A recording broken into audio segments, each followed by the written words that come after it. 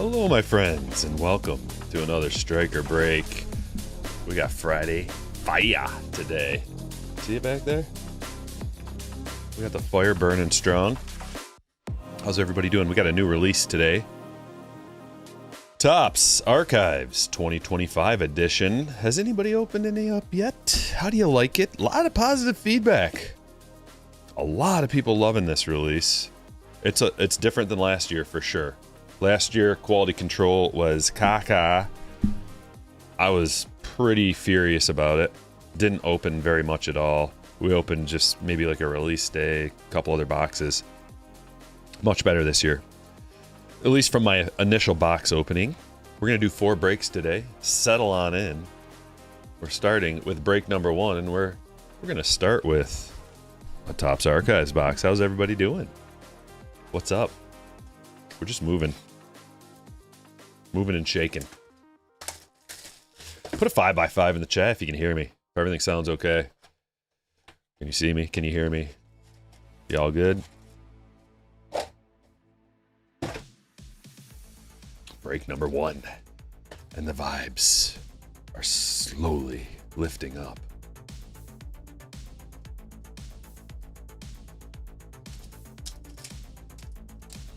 Hello, Brian. Archives is fire. Judged to 50 in the first pack. This is gonna annoy me though. The opening of these packs is not the cleanest. I'll figure it out. I'll figure out the trick. They're like wax packs, but sealed in a different way. 5x5. You got this. We good? Pulled a James Wood Lava Lamp Auto to $2.99 out of a Jumbo Chrome last night. Awesome. So what we're doing today is we're going to be doing 3 standard breaks. Then we're going to up the ante a bit for break number 4. Call that a high roller. Including some higher end stuff. We got one of those Allen and Ginter what's it called? A&G Mitchell and Ness box in break number 4. See what that's all about. Haven't opened one up yet. Digging the mustache, PJ? Thank you.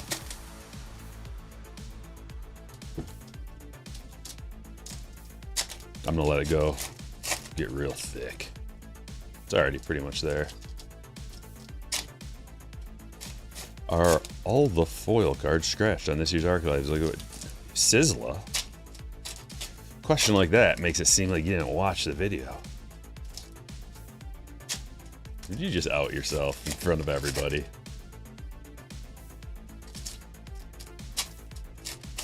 You got time. You can go back and watch the vid. Pause the stream.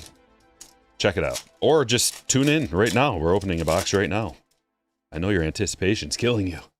But if you're patient, my friend, just for a moment, you'll see. We'll see together. I only opened 1 box, so who knows? You got to really open up like a case to get a good sample size. Open a case, get a good sample, and we'll figure it out together. This lady comes in singing about God knows what.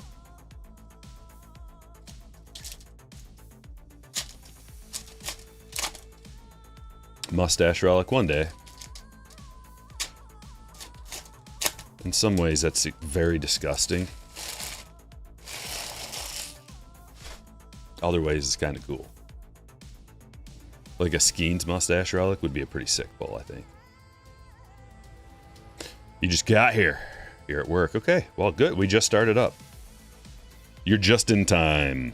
But I did make a video yesterday showcasing the release. Piazza. And we got the scope. Cameron Meisner to 75. Hit number 1.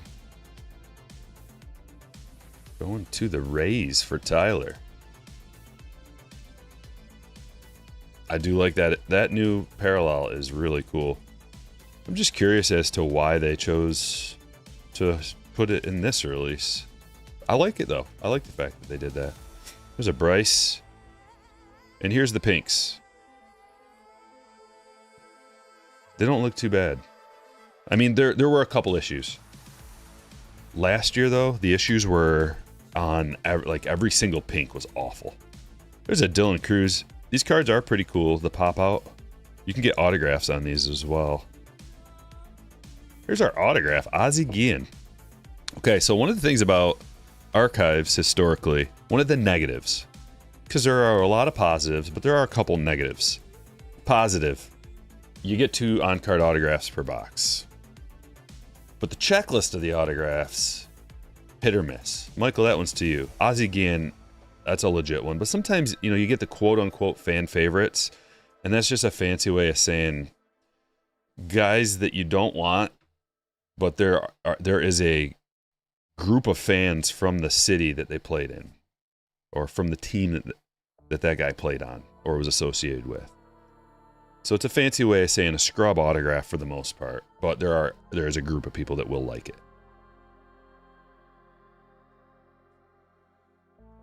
Jackson Churio.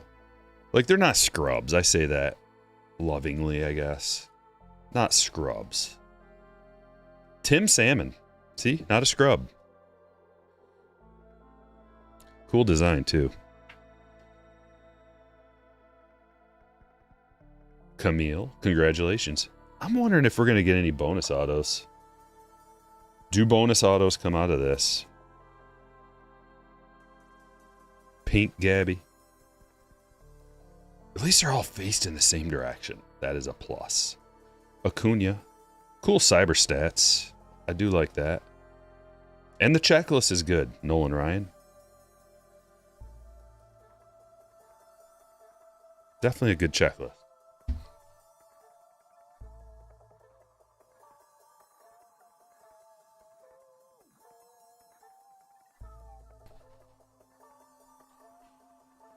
Okay, Ichiro. Nice pink. Little OC on the pinks. Like the pink, for some reason I can't quite get the QC right on those pinks. Ty Cobb. That one's good. Little thick on top, actually. Ellie.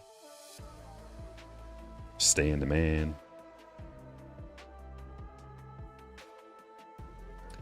I like that Bobby. Very cool. Camille coming in with a 25 super chat. Wow, thank you.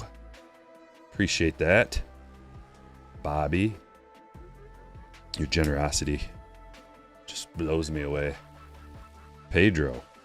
Pink Pedro. A little thick on top. Like, I'll just try to keep noting.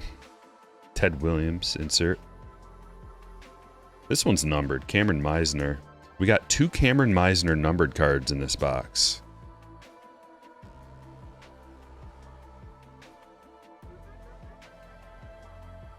Okay. Tyler's okay with it because he's got the Rays. Yes. The Kurtz. I think we'll put him up on the stage. It's a nice card.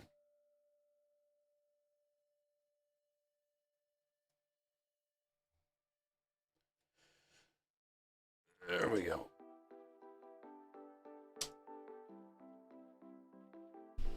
We're going to be bouncing back and forth between a couple of different releases. Let's give Topps Chrome Update a try. Got a hobby box, 3 Breakers Delight boxes, 3 boxes of archives, and an A&G box in each break today. So we've got all the newest releases, a little sample platter of the formats, all the different formats as well. Break number 4, we're going to be ripping a jumbo box at TCU. 3 on-card autographs per box. Richard, hello, sir.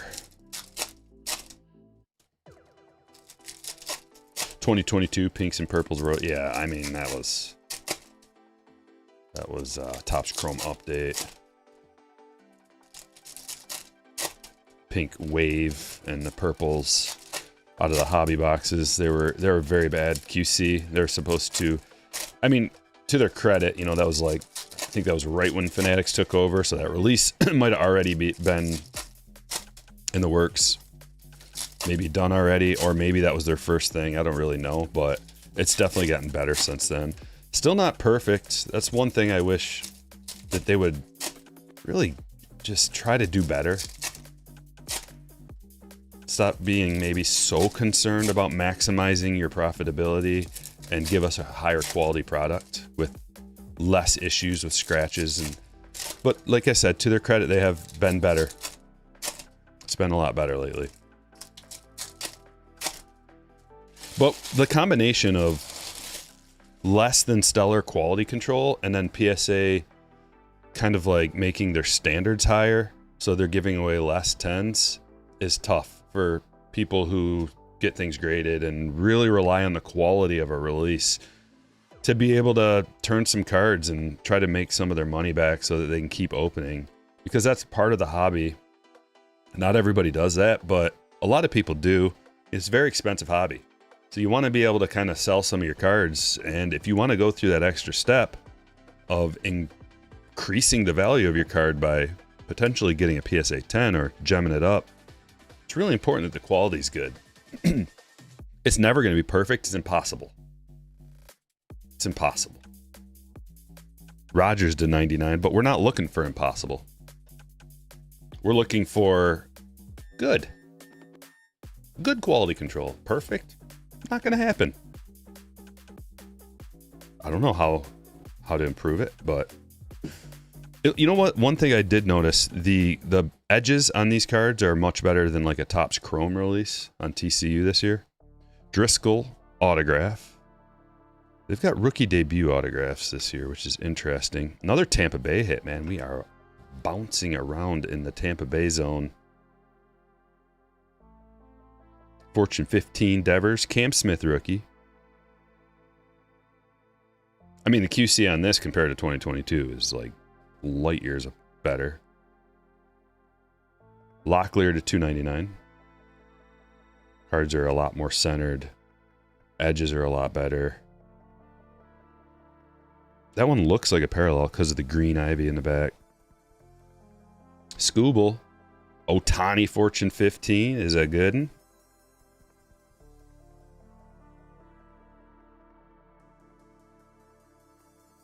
Ellie Refractor.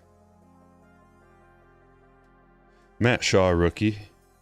Dolander rookie. Suarez Prism. Oh, sweet. Night Terrors James Wood rookie.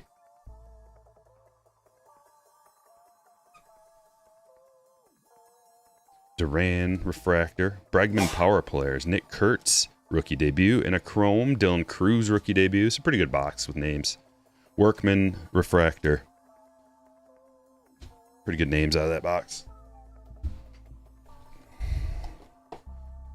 The Breaker's Delight.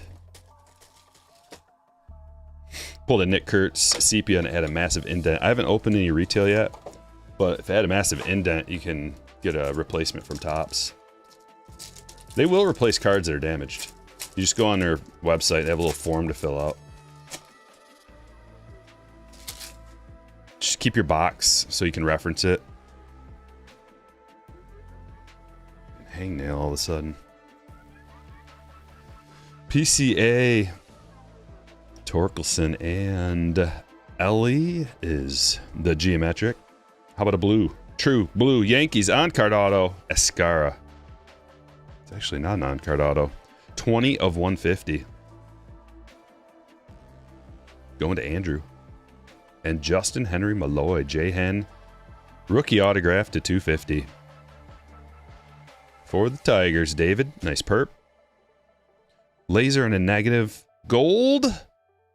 Helsley. 1 of 50. eBay 101. Back-to-back golds. God, I love these boxes. True gold. Cade Horton. Rookie debut 3 of 50. True gold. Cade Horton. Going to Justin. And we have a few geometrics on the back.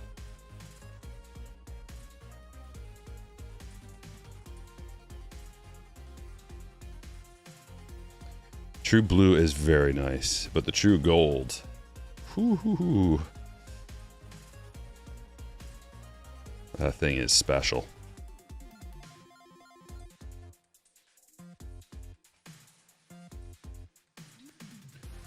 Colin says, hey, Stryker, hope all is well. Got a nice little package on the way to you. Well, thank you. Looking forward to it. I got some packages piling up here. Got some tops now. A little bit of fan mail. If anybody's interested in sending me something to open on the channel, P.O. Box 292, Lapeer, Michigan 48446.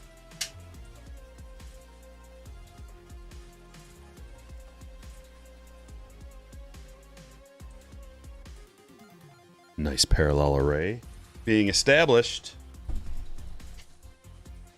Another archives. What's everybody got going on this weekend? Let's talk. Talk about it in the chat. I got a big weekend. We got our main event poker tournament. It's our 20th year doing it. 20 years straight. We get together on Monday nights and play poker, all my buddies. And this is the golden anniversary for us.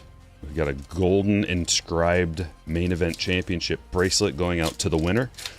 So it's pretty cool how we do it. Every week, you get points based on what happens. So if you just show up to the game, you get 1 point.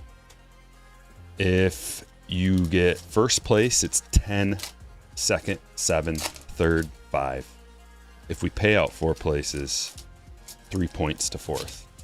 Every person you take out, every bounty you get is a point. So we add up everybody's points at the end of the year. And then we give you chips based on how many points you got. So every point you get 100 chips. Then we dole out winnings and the champion gets the bracelet. It's one of the best days of the year. Everybody's looking forward to it. It's at my house, so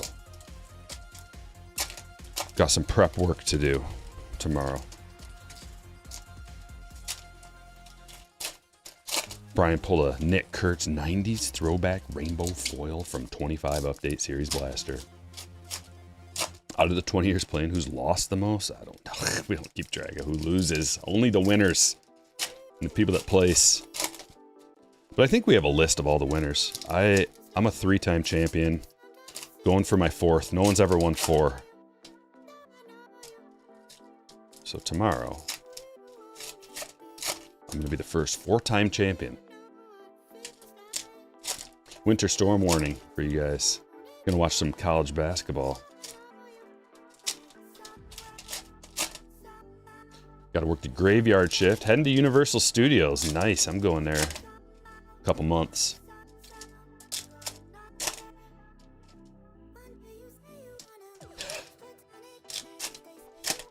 You drove by Lapeer at the welcome sign and it didn't say home of Stryker. I try to stay low-key.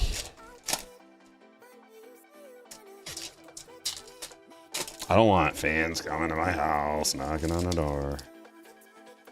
Trying to get a picture. Going to my local stomping grounds, looking to start trouble.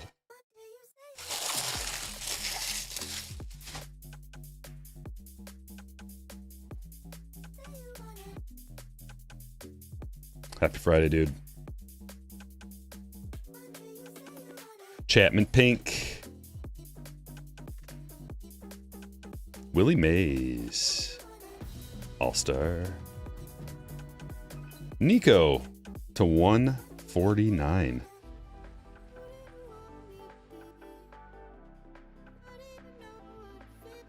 This is the punch-out Cam Smith rookie. Churio. Pink Seager. Dylan Cruz. Caminero and Baldwin. Bliss. Pink Bliss. No, I'm not, Martin. Bobby, punch out. But everybody who goes to the hospital that watches the channel is just like, no way, guess what I just saw? Crazy, huh? Dustin Harris. Autograph. Fan favorites. For Tyler. Wish you could get a gifted membership. Oh, Bobby just dropped 10 gifted memberships. Whoa. Thank you, Bobby. Appreciate that, brother. Double check that you have the option of actually receiving them turned on in your settings. Aspect.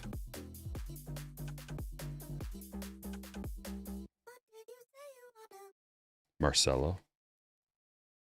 Fernando, because sometimes people don't have that option turned on for whatever reason.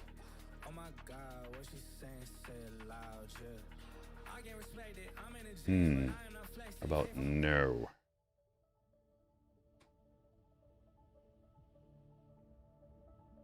Ketel Marte. Oh, the big one. Yes. Nick Kurtz rookie auto. It's going to be that kind of day. It's Friday Fire, ladies and gentlemen.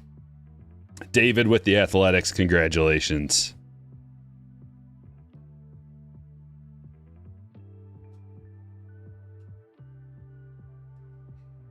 Brian says, I pulled a Willie Mays 15 minutes ago. Are you going to go to the new Epic theme park when you come down to Florida? Yes. Yep, that is one of the main goals. Definitely want to check that out. Yankees. Cole and pink. Sweet Ohtani. That's a sweet card. Oh, what do we have here? 50 of 50 Ballesteros.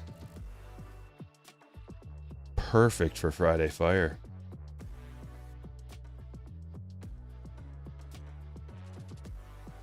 Justin, congratulations. Clean. Clean.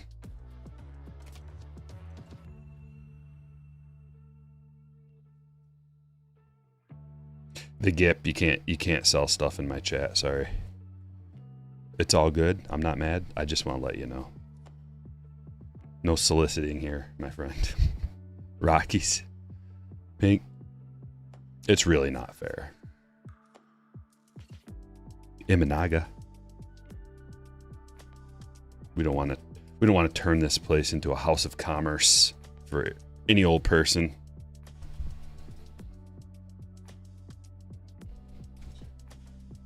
Bryce. Mookie. Sandy Pink. Sandy Pink. Vladdy.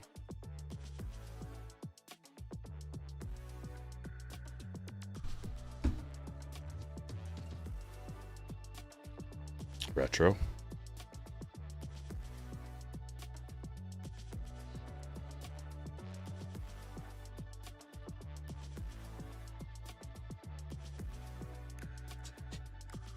No, it's all good, Gip. All good, brother. I just gotta like tamp it down as soon as I see it, or else it just explodes.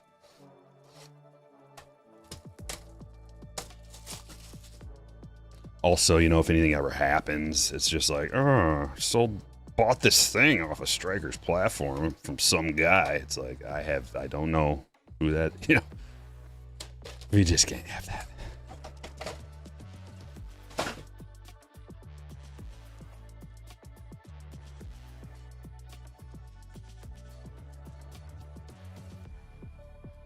Allen and Ginter, we're going to get a couple hits out of here. What do we want? Chat, what do we want out of this box?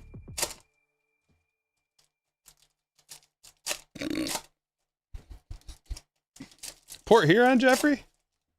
That's not too far. Haven't been there in a while. My buddy lived there. I used to go every once in a while.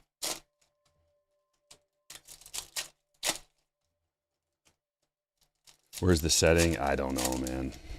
If I were you, I'd just maybe hit the settings button and fish around in there. You could always just Google it.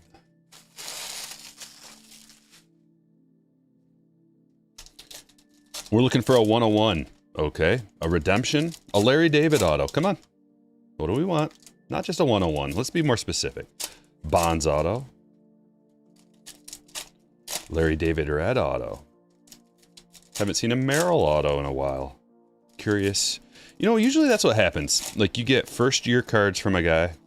Rookie cards. Lots of them. And then you get second year cards. And then I think they get put into a different category, maybe like a veteran category. Because people don't necessarily, unless you're a superstar, care so much about your autographs after you're a rookie. If you're just like an average player.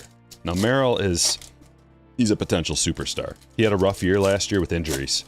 Not bad ones that are gonna like affect the rest of his career. Just nagging little injuries that kept him away for like 15 days here and there. And that hurts your stats. What is this? Okay.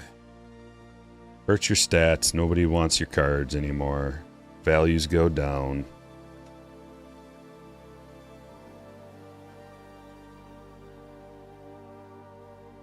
Of course, you get your Bowman autos too. Bowman firsts, and then Bowman prospect, then your rookie autographs, and then if you're a superstar after that, maybe every once in a while. You know, Ohtani tends to have autographs in a lot of different releases, which, little secret for all of those people in the chat that want to know. I'll tell you a little secret right now. After we enjoy the Scott Rowland bat relic, going to Michael. Anything that has the potential to get an Ohtani autograph, any kind of release, whether you think the rookie class is good or bad or whatever, or the checklist or the cards or anything about it, if you can pull an Ohtani autograph, it's going to retain some kind of value from a wax standpoint. Depending on the year and the significance of the autograph, it could very well appreciate significantly over time. We're looking at one of the greatest players of all time in the prime of his career. So I think still to this point, we still haven't fully realized what we're witnessing. It's almost impossible when you're living in it to fully realize the significance. But 15 years down the road, almost anything that has Ohtani, think about it from the standpoint of anything that has a Mickey Mantle card in it, any release. Playing years Mickey Mantle, or Hank Aaron, or Willie Mays, or, you know, the list goes on and on and on. It doesn't have to be their rookie card. It's just a card from their playing days. Chew on that one for a minute.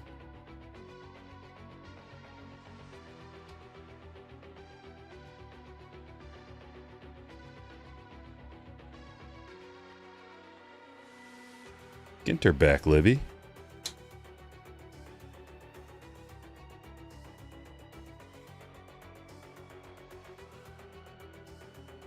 Marcelo.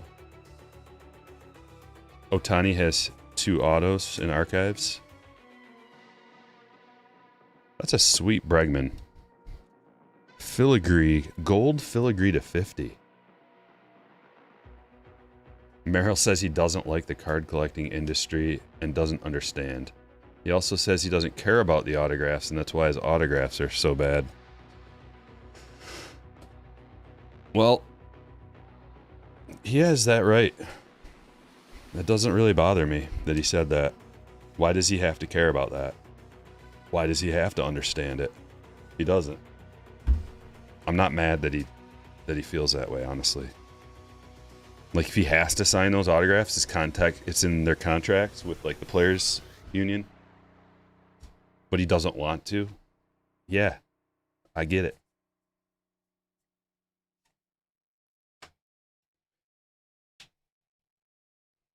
Caesar Tovar.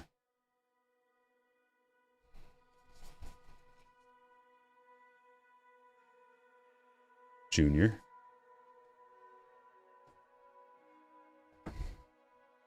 Andrew Jones bat relic, game used. So we got 2 bat relics out of this box and a card to 50, Bregman to 50. So it wouldn't be a bad idea to keep my Ohtani numbered to 5.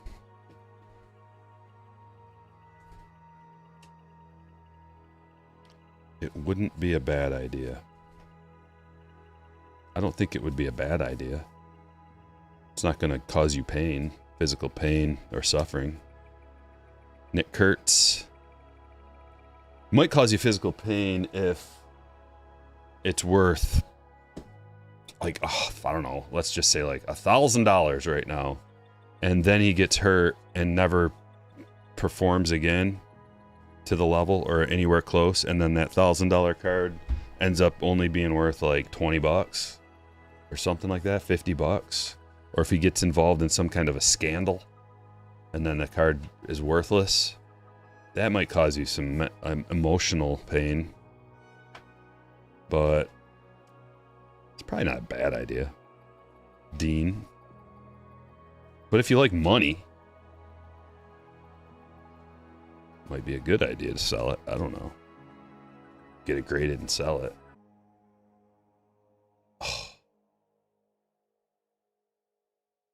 I think the stream just died. Oh, we're back. I think like the internet just got cut out for a minute. We good? You guys 5x5? It says it's excellent now, but I think the stream just cut out for a second.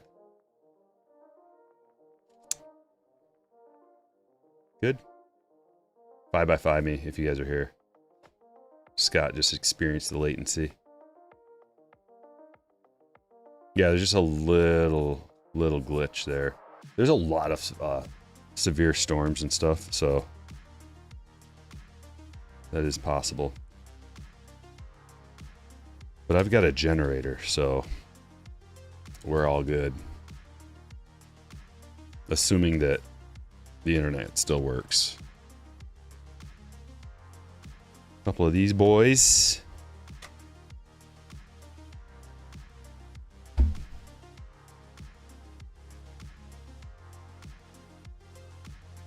Okay, what do we have left? Well, we've got a couple of Breakers Delay boxes and a box of archives.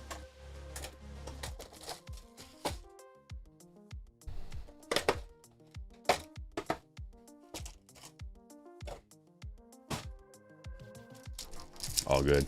Good.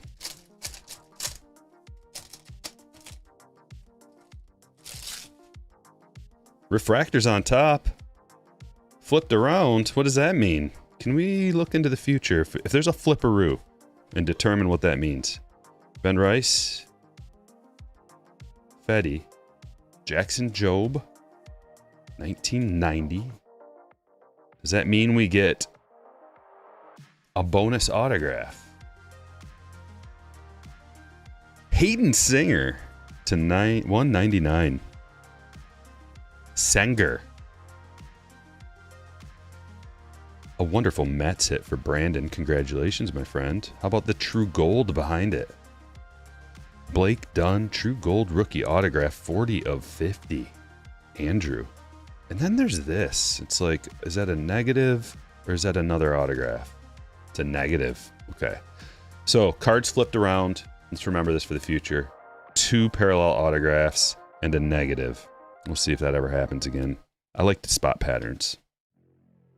Cortez to 99. Green, Ben Williamson to 99. Marcelo. Gio.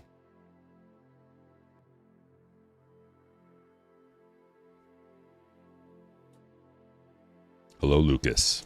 You like that hat? I like it too. I'm in that mode right now where I gotta try to figure out what hat do I want to wear during the break. Usually Friday Fire is cowboy hat wearing, but I don't know. I just felt like spicing it up a little bit today with some flamboyant colors.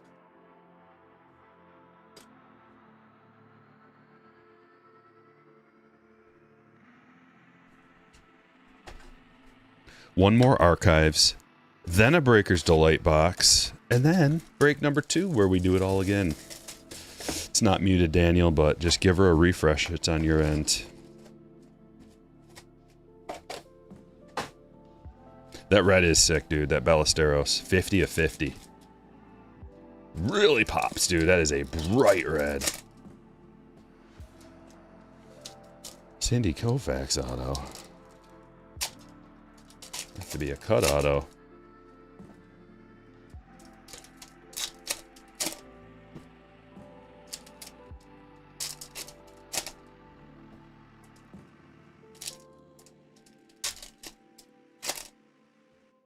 thought it was Thursday all day, Ken?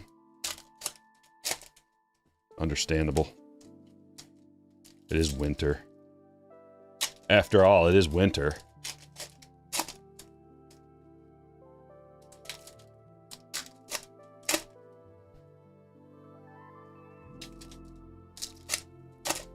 Night Terror cards are so clean in Chrome. Indeed they are. I like them. I like them better.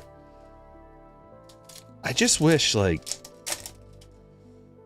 I kind of want them to be more rare. 1 per box. I kind of want to get back to that.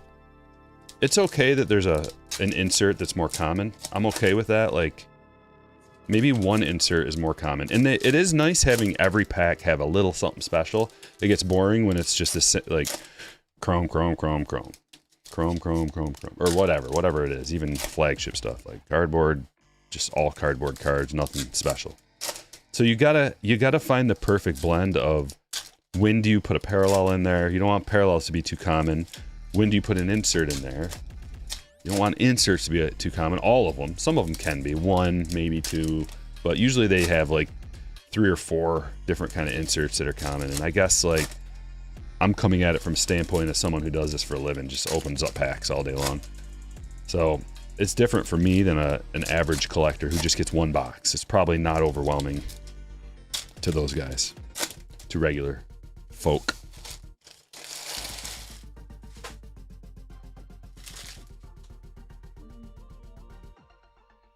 Hey, Julie. Doing well. Nice to see you. A couple new releases the last few days. Fun times as always. If you had the choice, would you get rid of base autos? No. They gotta have base autos. Because they have to have so many autographs to get people to buy. You know, you want an autograph. There's a nice Ellie. Shaw. When I got back into the hobby, I didn't care about autographs. There's Jackie. I don't know why. Like, that was not a pull, like a feature that I was looking for necessarily. I just was like all about the regular stuff and the parallels. Yamamoto. What is this? Oh, sweet. We got one. The Punch Out card.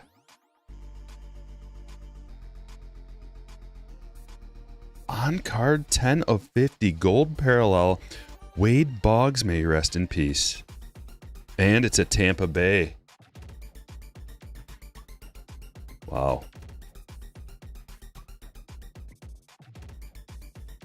Tyler. That's really cool. I love that. I mean, that's like hot B worthy almost. I think it might be. I'll let you guys decide. Usually my hot Bs are... I'm very picky with them. Park. Cunha.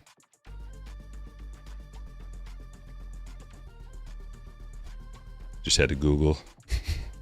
Wade Boggs, rest in peace. What's the name of the episode? Something like the gang tries to beat Wade Boggs' record.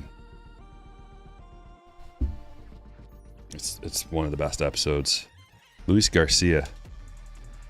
Always Sunny. Lou Bob, Cyberstats. Pink Shaw rookie.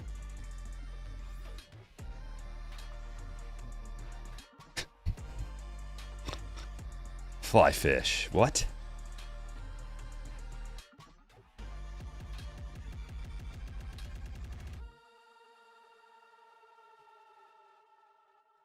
Come again?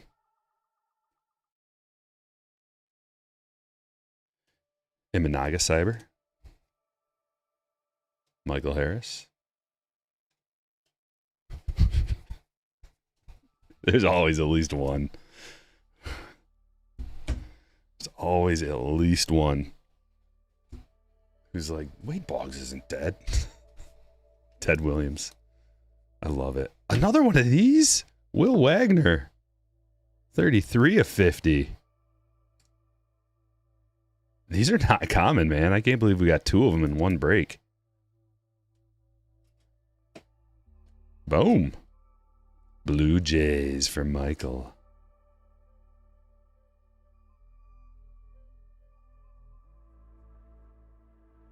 I'm going to beat Boggs' record tomorrow. Ohtani. That one again. Jeez. And a Cole Reagan's color match to 25. This box is excellent. Chase. Check this out, Chase. There's a little piece of cardboard in there. I gotta get that out. We can't have that. I'll just throw the thing in the garbage. The top loader. For a tiny little particle that could easily be removed. I'll just throw it in the garbage. We don't allow that. Yes. Pink Webb. Imagine how good Logan Webb would be on the Tigers. Julio. I think his game is like perfect for that stadium. Luke Weaver. Yankees autograph for Andrew. They do have parallels, man, but I can't tell which ones they are. It's too soon. I only opened one box. Or not parallels, but like uniform variations and whatnot.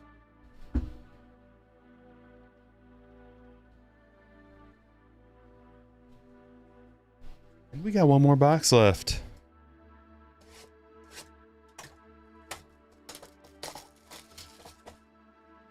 He's just so like underrated and underappreciated for some reason.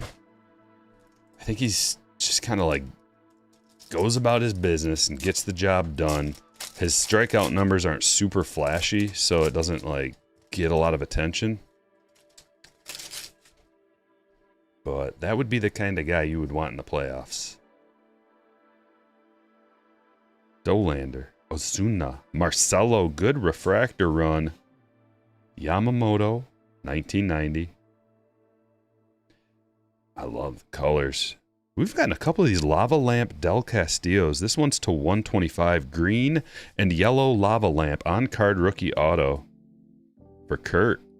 Followed by another one? River Ryan. Yeah. Back-to-back Lava Lamps.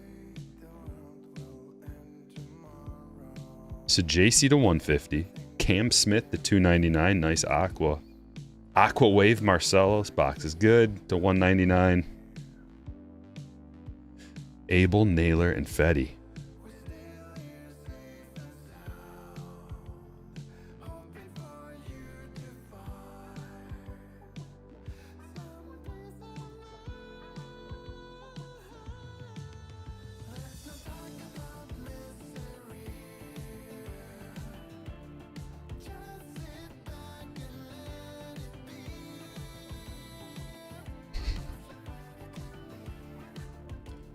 To be instrumental, but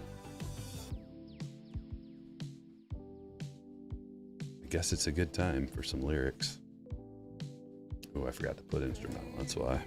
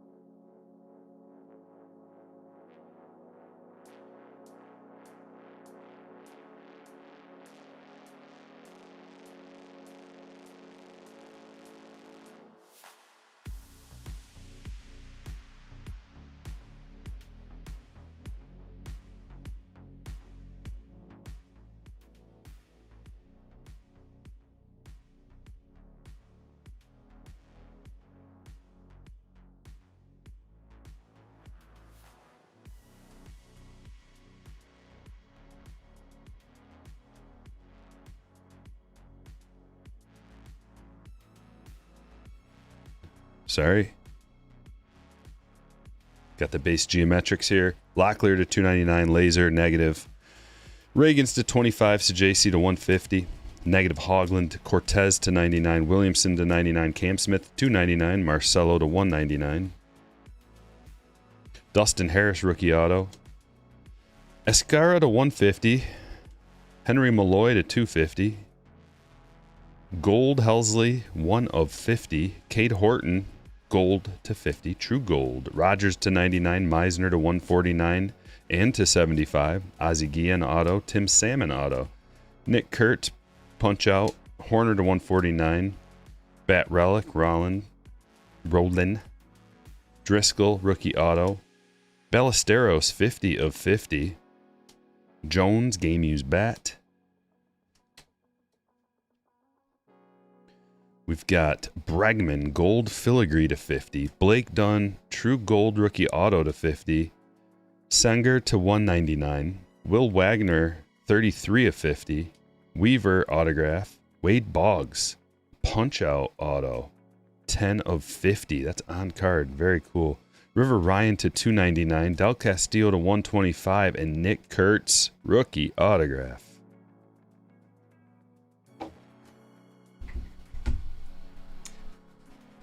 Break number 1's in the books. Break number 2 is up.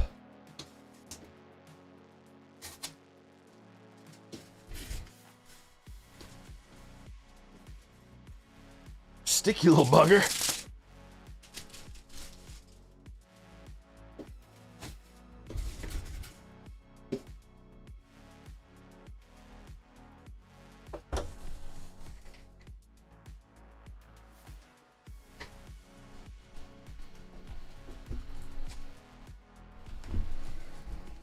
We'll start with an archives.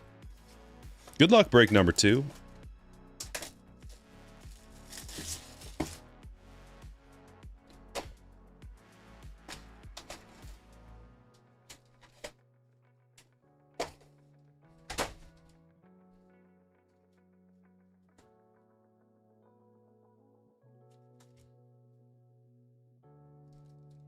Can you get in the next break?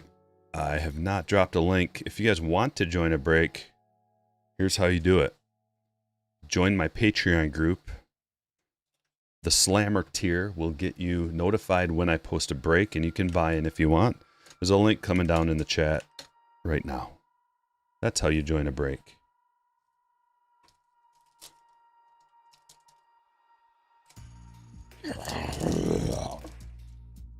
Packs. Can we never do packs like this again? Tops. There's no need.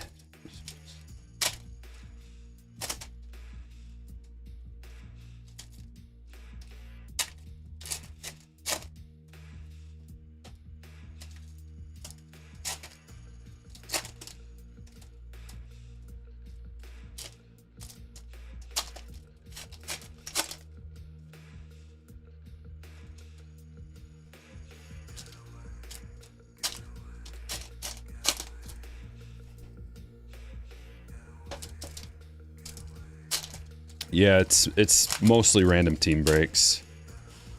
People like that better. You don't got to pay like 10 times as much to get a good team.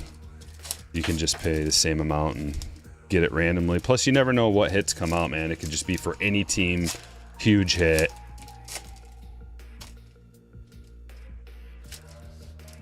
The way I usually do this, the mixers anyways, we usually do multiple releases, and so that expands the checklist to cover multiple teams, especially when I incorporate different years. 2024 is a good year to incorporate because it's got so many good teams that you can get. So you combine 24, 23, and 25 together, and maybe a little bit of Bowman, and then almost every team has a possibility of a big hit. The way the prospecting works, you know, like a lot of teams have good prospects, have potential.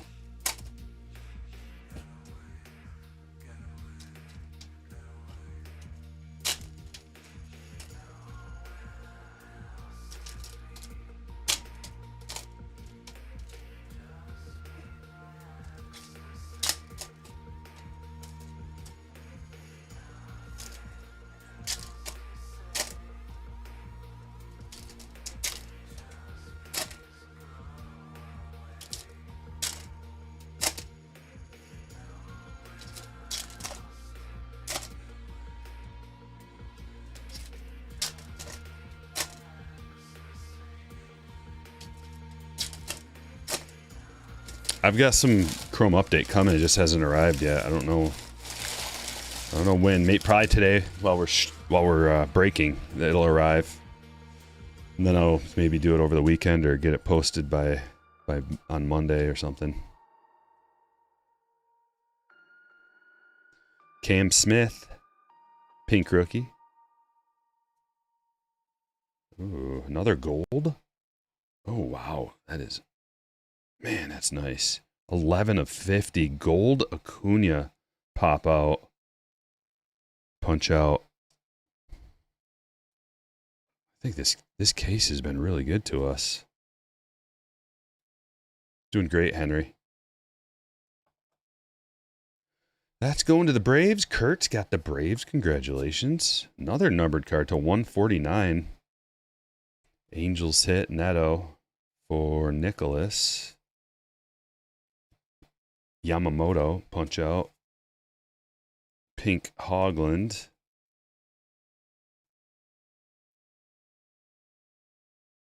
Pudge pink.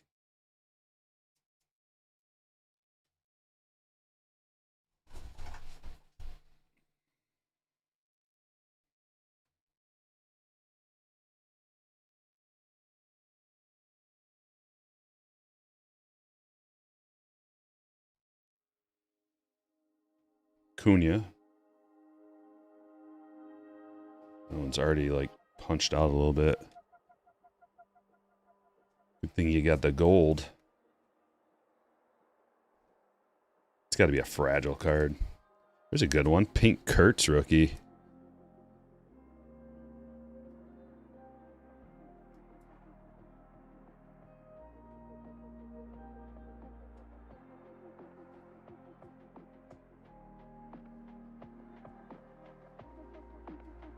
Bregman. Kobe Mayo autograph. Kobe Mayo rookie auto going to Brandon. Nice hit.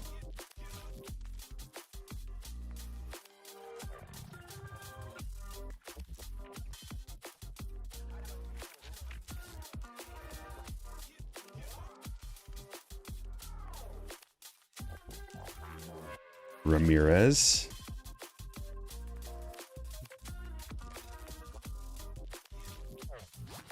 Wow. Perez to 50. Skipped an auto.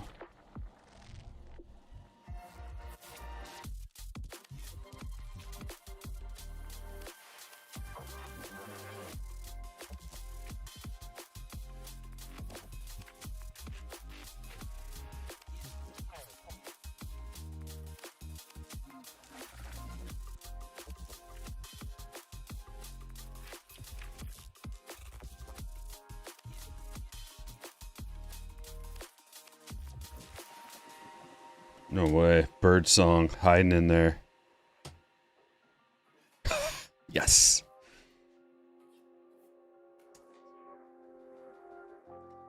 Bird song auto for Eric. I feel like the checklist is better this year on these autographs. Definitely better than some of the years in the past. Salvador to 50. Brent.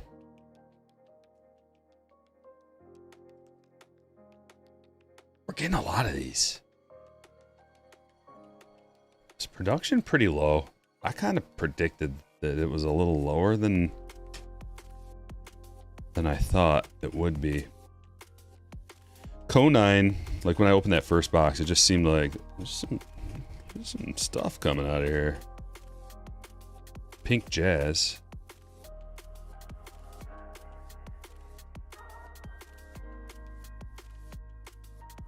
There's a Skeens All-Star. Hassel Pink.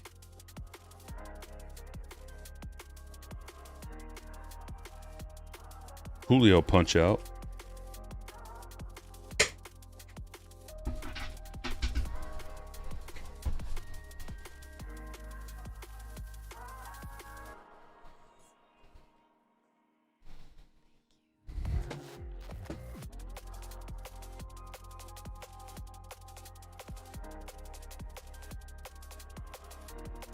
Yeah, having that auto over on that right-hand side was tricky.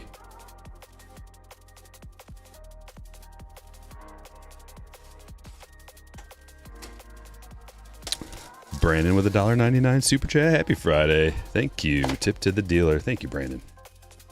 Appreciate you, brother.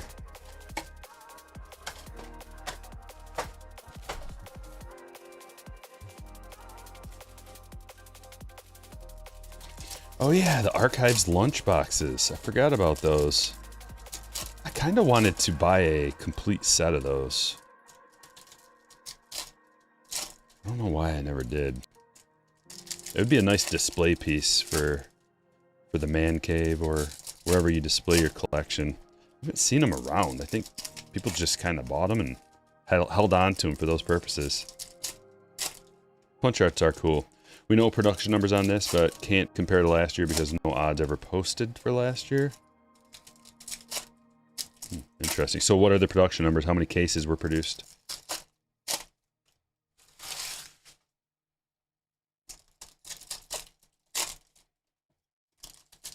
And what would low production mean? Like what would it... Since we don't have last year's numbers, we could go back to 23 then. Compare them to 23.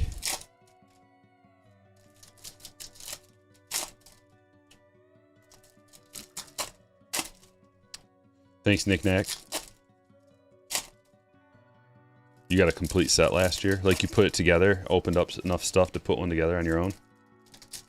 Or did you buy a complete set? Or how'd you do it? That'd be a fun complete set to put together because there's like the 3 different years.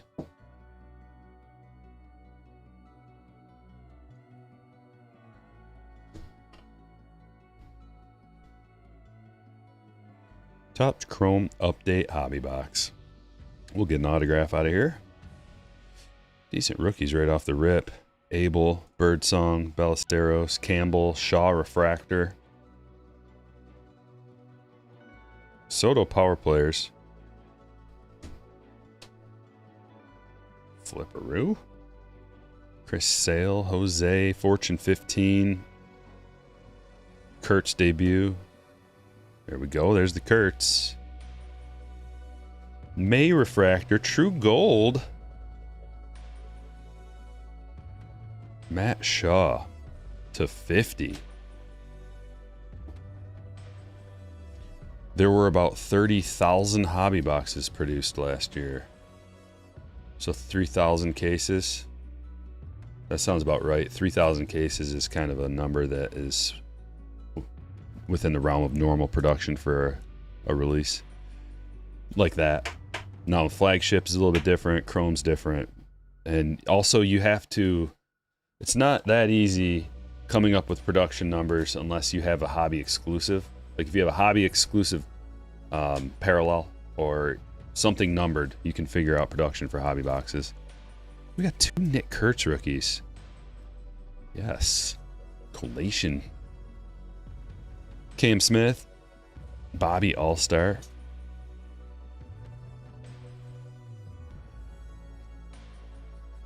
Oh, okay. There we go. Yeah. A lot of value boxes and Costco packs. Ugh. I don't like the value boxes. Driscoll. For like, I don't know. I just don't think. Anytime you have a release that is the reason why it's good, or one of the main points of why it's good, is like the autographs, the guaranteed autographs, and then you go the value box route, kind of kills the value of the reason of why the release is good to an extent. But not everybody cares so much about the autographs. Oh my goodness. Gold Wave Nick Kurtz, 31 of 50. This is a Kurtz box. Justin. Awesome card. Yellow and the green contrast. Got the yellow in the helmet. It goes perfectly. That's a big card. Very nice. Big Matt Shaw. Big Nick Kurtz already. Big Acuna.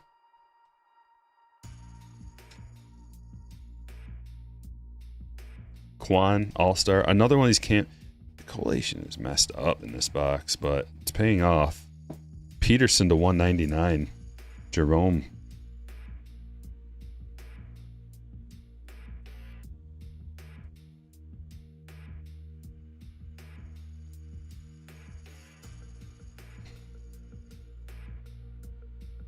Prism Marcelo, another good hit.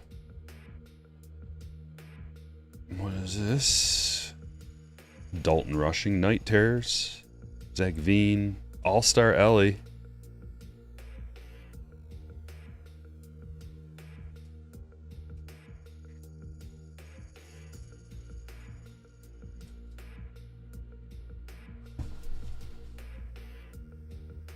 Man, we have a really nice start on the stage, and we haven't even opened our Breaker's Delight at all. There's a hobby box. You get one auto and a hobby. Not teak.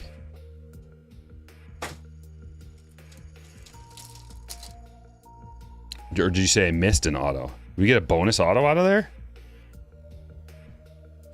I'm missing these autographs. So I wasn't looking for one since we already got our auto.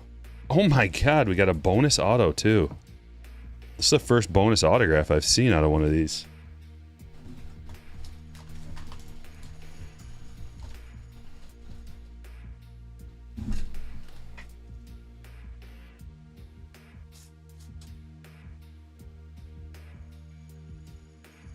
It's got some cardboard on it.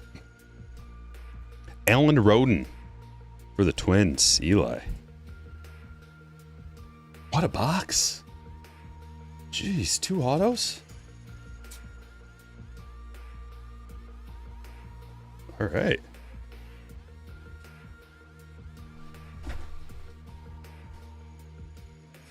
Oh, we got this little guy sitting here.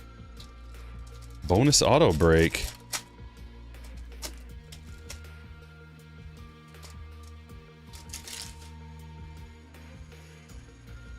Refractors. Oh boy. Okay, this means... I think this means that's going to be a legend auto, and we get a bonus auto in this box too. Here we go. Torrey Hunter. Twins legend auto, 6 of 25. Another Twins hit for Eli. I always loved his sig too. Like, you can read it. Takes his time. Matt Shaw, geometric. Oh, this is a good box. Black and white exclusive. They gave us both in the same box. Tim Elko, mini diamond, black and white mini diamond exclusive. Getting the White Sox involved. William, congratulations. And then the awesome black and orange lava lamp and a red. This is a huge box. Bonus autograph, Griffin Conine. Man, orange and black lava lamp to 35. Followed by Key Bryan to 199 and a red to 5. Max Meyer, 4 of 5. Red geometric. Banging box. Williamson to 99. Cole Henry, base geos.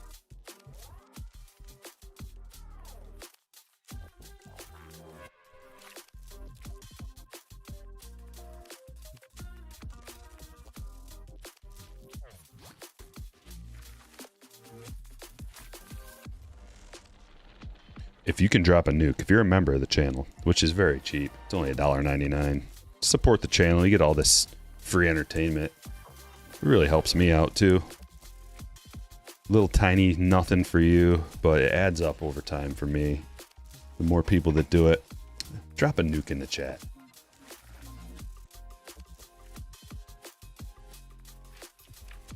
It's a member exclusive perk. There we go. Love to see it. Love it.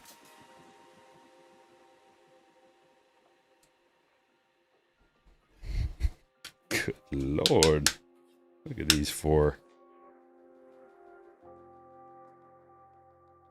Out of one box.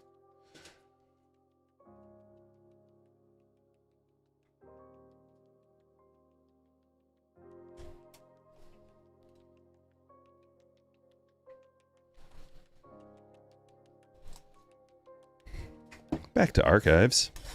Yeah. Drop that bomb.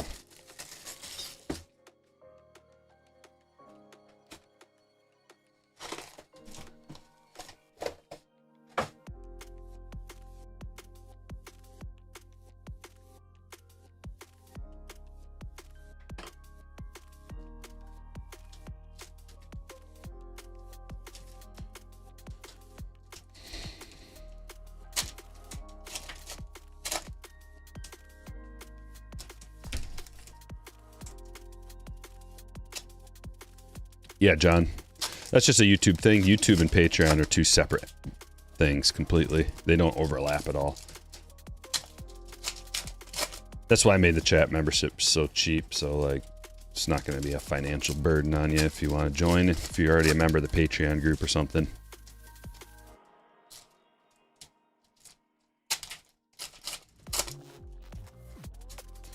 The lunchboxes last year were Acuna, Judge, Ernie Banks, Cal Ripken Jr. You were able to get one of each. Oh, nice. 2023, they had Clemente, Ruth Robinson, and Aaron. Oh, I like those too. I want all of them. That'd be perfect for shelves up, like surrounding the room. Fill it up with collectibles and get both of those sets up there. Remember they had the tins. They've had the tins over the years. I've got all the tins from, I think it was 2020 and 2021 they came out with those for Series 1.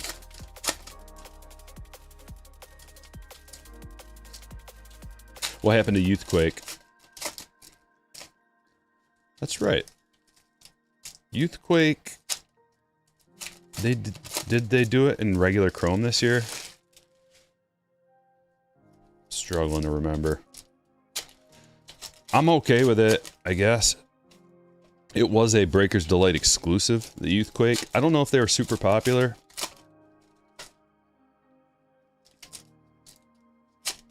Where does one get those ones? Well, I don't know if you can find them anywhere. You used to be able to get them on the major distributor sites.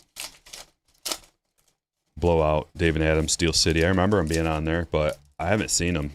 Like, it's getting harder to find stuff, like older stuff, especially since Fanatics started changing up their distribution.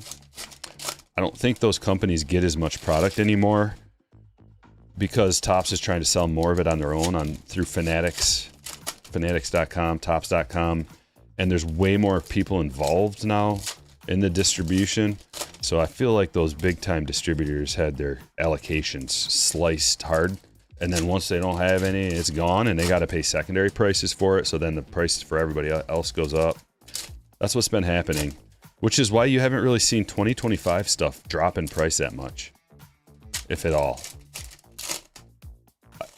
You know, I kind of thought that being just kind of an average year, there's potential. Like in years past, if it's not an awesome year, sometimes stuff will drop in price, and it'll go release days like the most expensive, and then after about a week or so it can tick down a little bit as another release comes out and kind of gobbles up the market for that.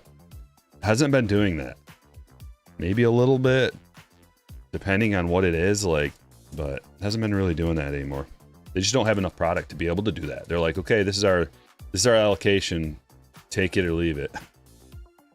What is this thing? Numbered to 15. Brian McCann, 5 of 15. Very cool. Hey, Run Good Life. What's up, man? $10 super chat. Appreciate it. Hold on, I just lost everything. Good luck out there, breakers. At Tip Run Good Life. You're doing an amazing job. You're crushing it, brother. Also, we got Justin coming in with a super sticker. Thanks for being you. Thank you. Thank you. Yours is delayed? That's a bummer. What do you got archives delayed? I got mine a day early. Everything showed up a day early from like the stuff I ordered directly on Topps.com website. One of them was delayed though. Might be because of the, like, I went to USPS to check a tracking number, And they had a note saying, like, there's all kinds of delays across the country based on weather. Nice James Wood.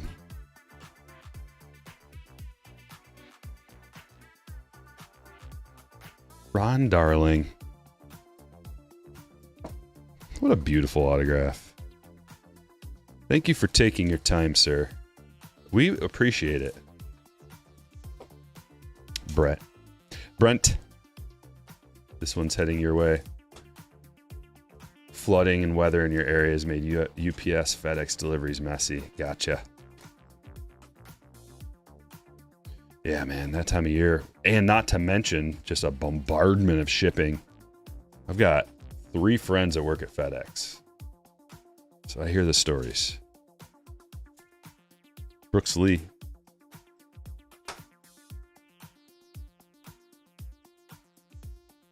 Corbin. And Aoki. Norichika Aoki. Outfielder for the Royals, 48 of 50 gold autograph. Brent. You got the Royals and the Mets, sir. Back-to-back hits. Send a link to Patreon. Yeah, here, I'll put a QR code on the screen right now. You can snap a pic of that. Or maybe if you're on a PC, you might even just be able to click on it. But I'll give you a link, too, in the chat. That QR code just takes you to the website, Patreon, and takes you to my page. So makes it easy if you do want to join. It'll take you right there. Dropped a link in the chat. Also, eBay store. Sale going on right now. 25% off everything in the store. Link in the chat for that too. You see something you like, just shoot me an offer. I don't update the prices on my stuff very often, so I just set a price and then like just let it go. You know how prices change over time for everything. I rely on you to just shoot me an offer of a reasonable price. I accept most offers, unless it's way off. Which, if you have an eBay store, you know what I'm talking about. Some people come in and you got like a $100 card and they're like, $1. Ugh, wish I could punch you. Gunner. Jay with a 5 spot. Hi all, happy Archives release day. Good luck in the breaks today. I'll have to watch the recorded breaks. Don't forget to hit that like button. Appreciate that, man. Thanks for getting the good vibes going. Love that. There's Robert again. Wood.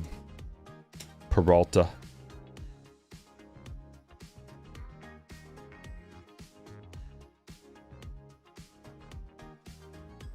Pink Norby.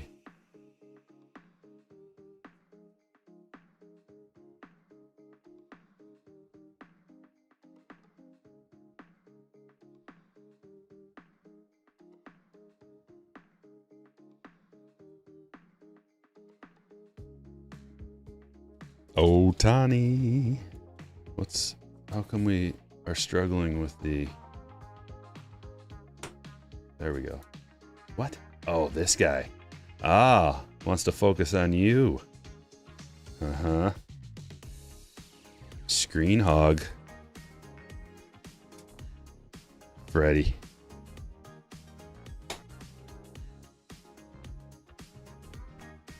It's just like a giant face right in the middle. It just is like, that's what I want to focus on. There's Jack. Pink Jack. Salvi.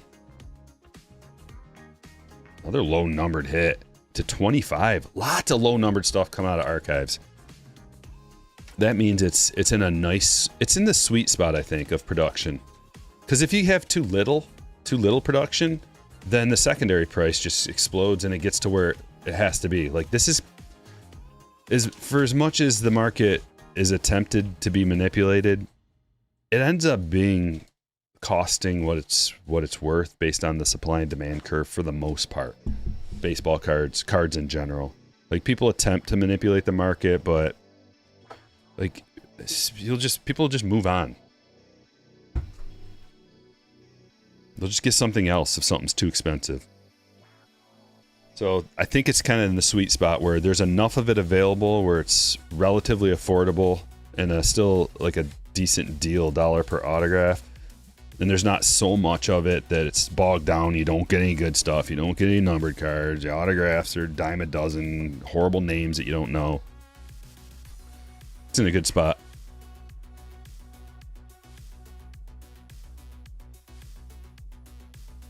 Saw the Alter Ego, Big Hurt. Super Fractor. Yeah, it was funny that we pulled the Alter Ego Judge because when I was making the thumbnail, I had the Super Fractor Judge picture, and I put it on the screen. I was like, messing with the aspect ratio of everything and like how to size it up to make it look good. And the Judge just didn't look good on there with the other 3 debut patches and then just like that random card. So I ended up putting 4 debut patches on there. But then we pulled that Judge. It's wild. Incredible. Alter Egos are going for lots of money. They don't look as good as the mangas. There's something for everybody. Something different for everybody. Depends on what your thing is. Like, I'm not a fan of that style of artwork, so I think the Alter Egos look way better. Logan Evans. Autograph to 199. Edgar Kiro. Couple of parallels again. 61 of 150. Grisham to 99. Negative Duran. McDaniels to 99. That's a nice Drake Baldwin. Gio. Chad Patrick. Got 3 rookies in that run.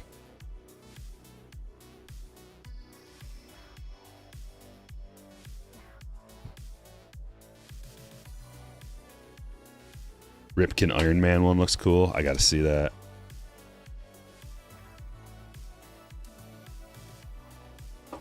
Salvat, did it work out for you? Good deal, man. Glad you could get something.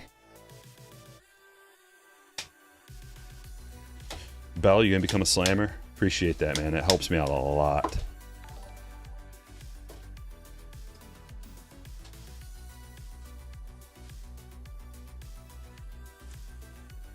Andy with a 5-month membership. Happy holidays to you and your family.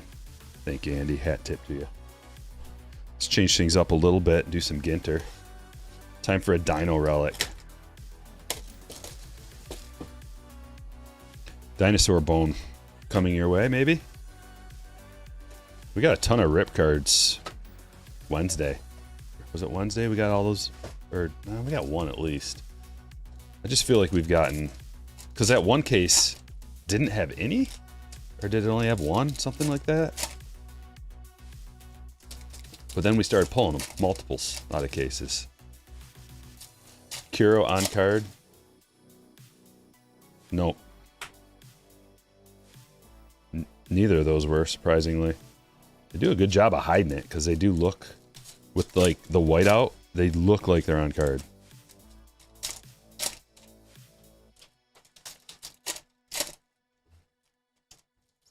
Jason's a fan of the Alter Egos. We got that Mitchell and Ness box coming in break number 4 too, so we'll be able to see. I haven't seen that yet. Kind of looking forward to it. Those alternate versions of Allen and Ginter are usually quite good. That last run we went on, I think we did like 4 breaks in a day. Maybe it was months ago, a few months ago. And every one of our Allen and Ginter X boxes had 2 autographs. You're only supposed to get 1. And they were good ones too. We got the Usain Bolt. It's a big autograph. Oh yeah, I know what you mean, Forelli. Like the black backgrounds. I think that could have been done better. Should have been done better. Or slightly different. But I haven't seen them in person.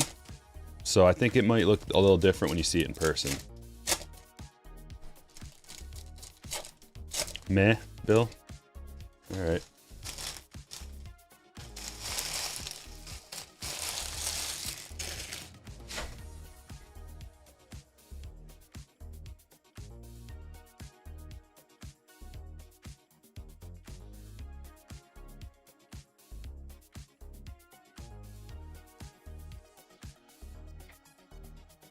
Ginter back. Oh my goodness. Another duel to 10. Couple of Phillies legends, Chase Utley and Steve Carlton. 7 of 10. Whoa. Dan, let's go. What a nice hit. Oh my gosh. Game used memorabilia. Dual autograph relic card. Yes. That's a hot B for sure. We don't even got to think about that. We'll go through the rest. And then we'll go through the ritual. Zebby and Key Bryan. And we still have another hit coming out of here.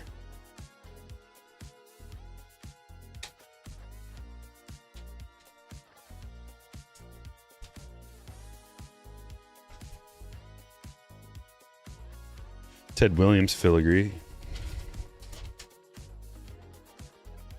Kiro, standard back. Hertz, silver. Arenado, Ginter. Tyler with $1.99. Super chat, appreciate you. Thank you, brother. Blade. Fitzgerald, A&G.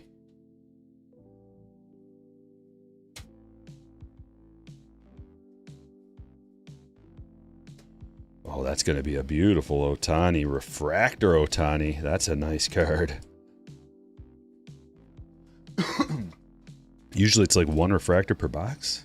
So to get the Ohtani, we're going to have to put that up on the stage. It's like a stage-worthy, stand-worthy card. Dansby black border.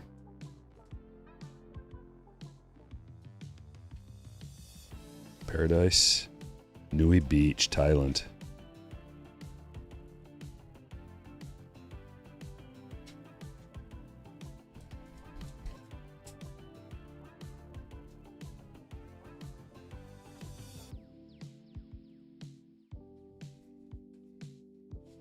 Seahorse.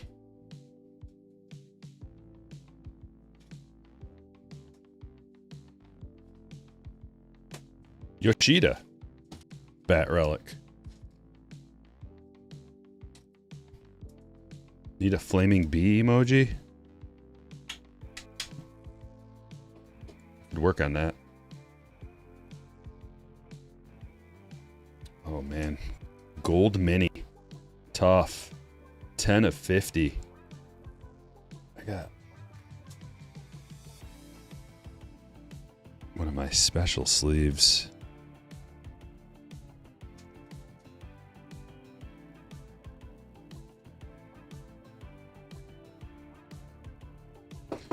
They're going to be randomly distributed. If we get a hit, autograph, or relic, then I'll run it through the randomizer. For the non-sport stuff. But just the standard base stuff, it's just going to be whoever, go into whoever's pile. A&G. When we do cases, then there's a spot for all the non-sport stuff. But since there's only one box, it's like we're not having a spot for the non-sports. That's a ripoff. So that everybody can benefit. And if you got room in your stack, get a couple cards. Here's our boy, Alex the Great.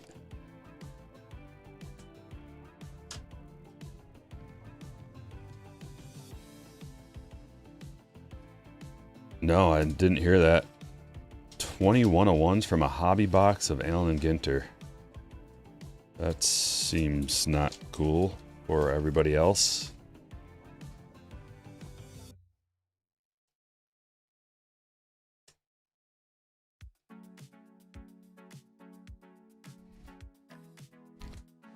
Lugo, ring-necked pheasant.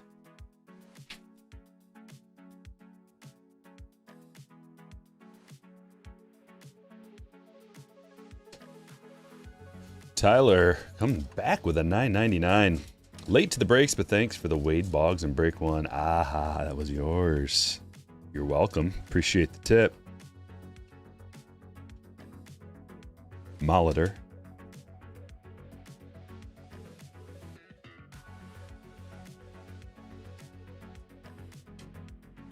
Hunter Green.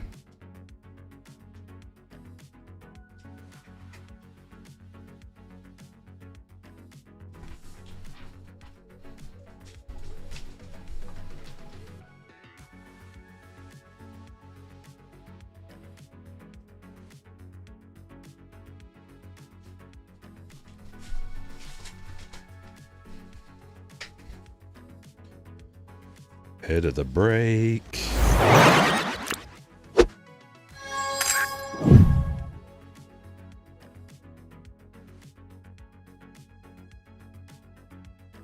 If you want to see where these pictures go to strikerbreaks.com. There's a little tab on top. Hall of Hits. The Hall of Hits. Where you can see some of the best hits we've ever pulled. Anytime we do that little snapshot, I'll upload the pics. Sometimes it takes a little while, but I'll get them on there eventually. Celebrated with a 1999. Hit that like button for the best vibes in the hobby. Hope everyone in chat has a great weekend. You rock, Stryker. Thank you. Awesome. Appreciate you.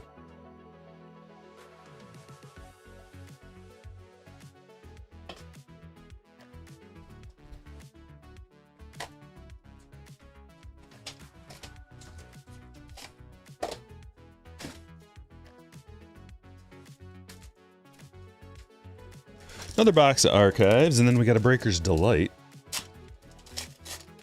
of Topps Chrome Update. Got a nice little blend today.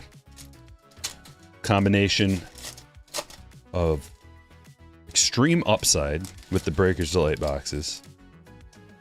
Good value with the Allen and Ginter, or with the archives, and then variety with the Allen and Ginter. For a affordable price. All aspects are hit.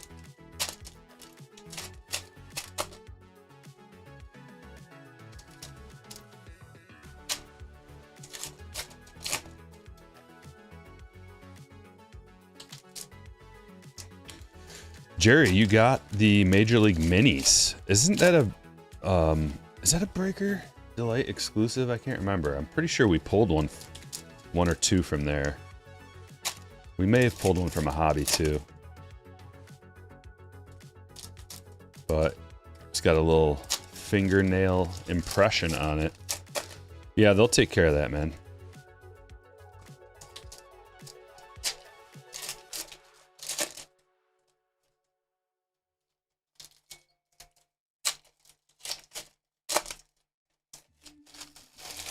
Color coordination. Packs in the hat. Did I plan that? Is your ultimate question. Do I think that deeply into the hats that I wear relative to the sporting baseball news and the packs and boxes that we open?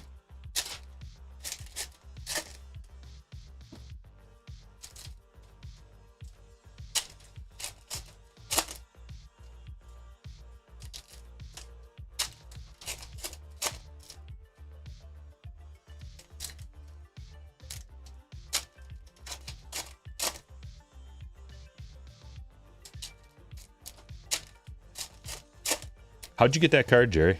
What format? Because that's a big boy.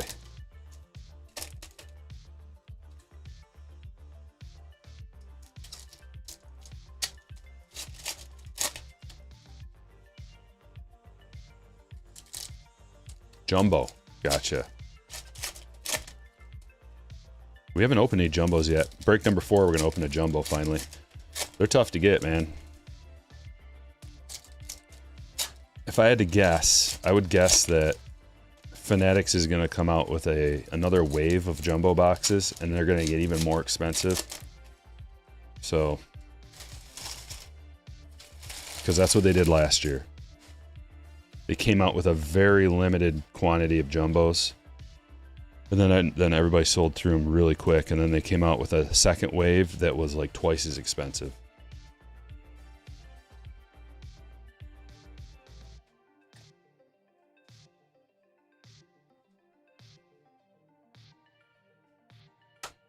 All right, that's enough.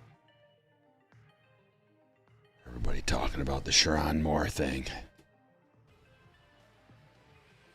Cameron Meisner to 149. Are we gonna finally know what happened? What happened? Why did he, like, what was the assault?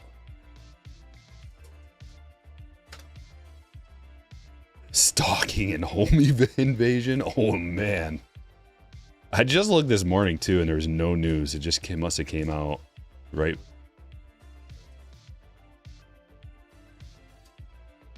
Wow. Churio, I was wondering why he was in the clink so long without bonding out. Must have been serious.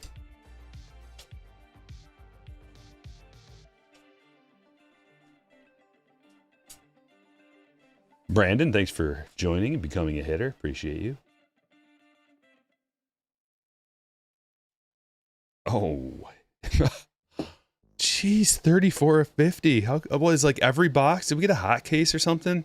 We got 2 of these already.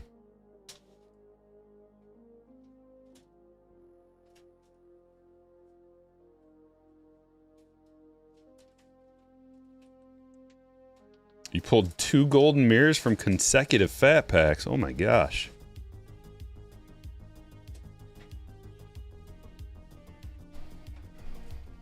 Sweet Kurtz. Churio's going to William. Kurtz is going to Justin. Got a pretty loaded stage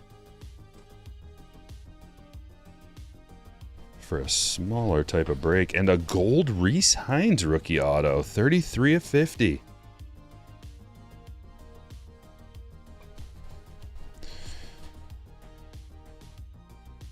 Yeah, but they don't put you in jail for that, Buckshot. They put you in a different place for that. You don't have to bond out for that. You gotta be evaluated. Kurtz. Guerrero. Okay. The first Cyberstars parallel I've seen. It's a green Bregman.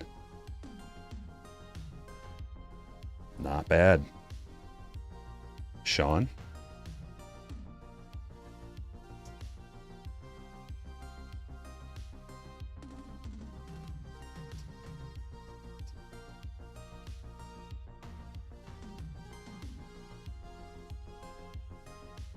Fanatics has an exclusive Chrome update mega right now. Really? Jay Buhner. Gerald. Yeah, this is a loaded stage we have here. I forgot. Dude, it was so long ago. I forgot this was a Nick Kurtz break. I'm gonna have to put him with his pals back here.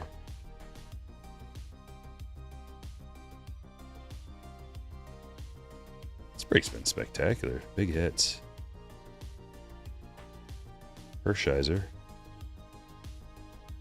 Ellie. Green Mydroth rookie.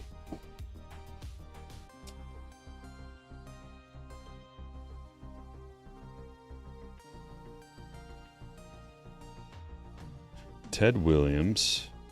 Koufax.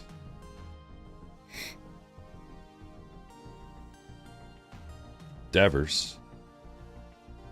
Posada. Pink Posada. Yastrzemski, Griffey, Campbell punch out,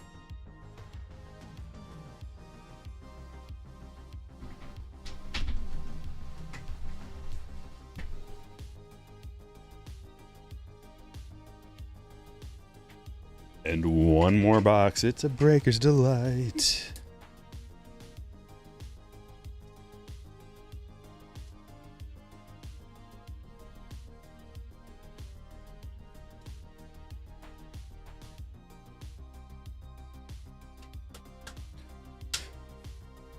bell, you get a notification when I post a break. Shoot me so if you join, you can direct message me. If you are using the app, it's like a little envelope, probably in the top left or something. You can DM me, just ask me on there, and I'll explain everything to you. But it's real simple. You'll get a notification.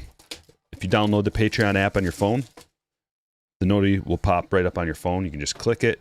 There's a link. It takes you right to the website where I sell the brakes, which is strikerbrakes.com.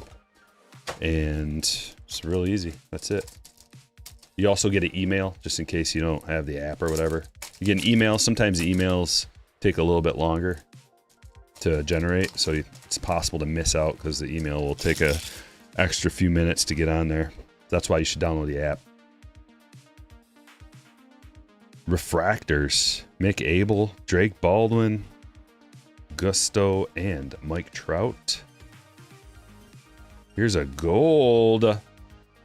And we have pulled some Del Castillo autos. Gold wave to 50. Christie with the Diamondbacks. Diamondbacks are a good team to get, based on my polls. Braxton Fulford of the Rockies for Gabe. Another Mick Abel. That's a perp to 250. Paredes to 199. Jackson Jobe. 25 of 25. eBay 101. Jackson Jobe. Going to Justin. The base geometrics. Caleb Durbin on the back.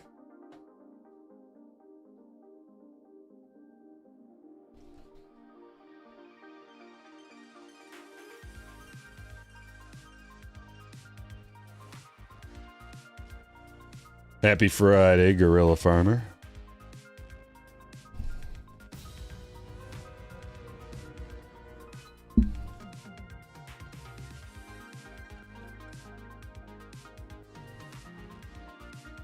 No Frank Thomas archives, eh? In that? Huh. No Frank Thomas autos, but he is on the checklist.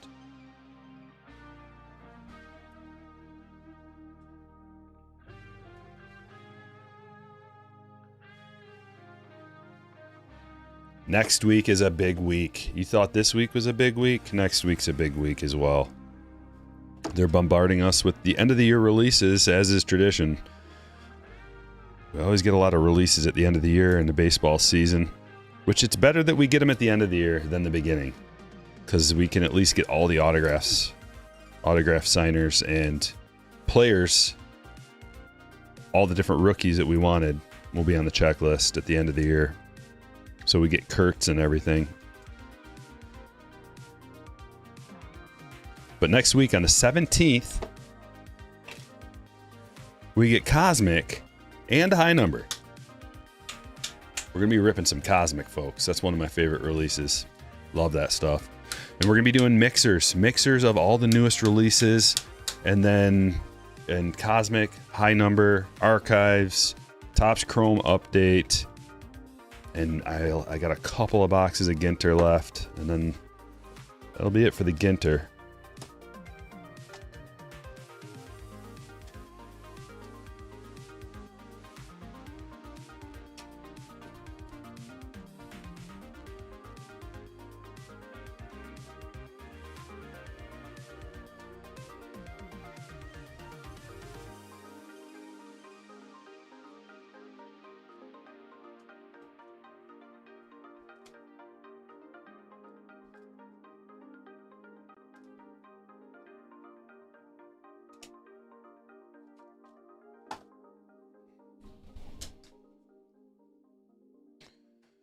Soto. Don't want to cooperate, eh?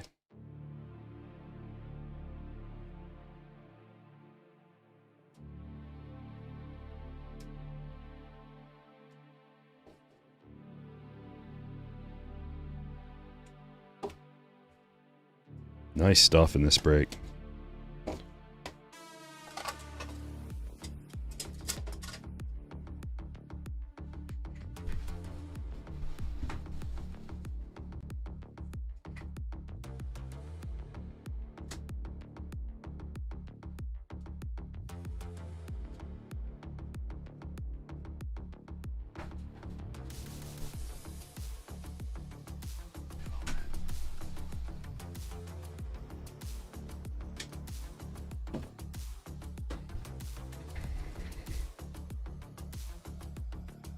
Yeah, there was a Topps black and white. It was online exclusive as always. Sold out really fast. I wasn't able to get any. Prism, Marcelo, Refractor, Shaw, Drake Baldwin, Gios, Sasaki, Shaw. McDaniels to 99, Duran negative, Grisham to 99, Williamson to 99, Key Bryan 199, some more base Geos. Driscoll autograph, Roden auto. Meisner to 149, Mydroth to 99, Churio to 50, Paredes 199, Abel 250, Fulford auto, Peterson 199, Kurtz punch out, Kurtz pink, Acuna gold punch out to 50. The gold punch outs look awesome. Salvador Perez to 50, Neto to 149, Kiro to 150, Evans to 199, gold Aoki autograph to 50. Langoliers to 25. Birdsong auto. Torrey Hunter legend auto to 25. Max Meyer red 4 of 5.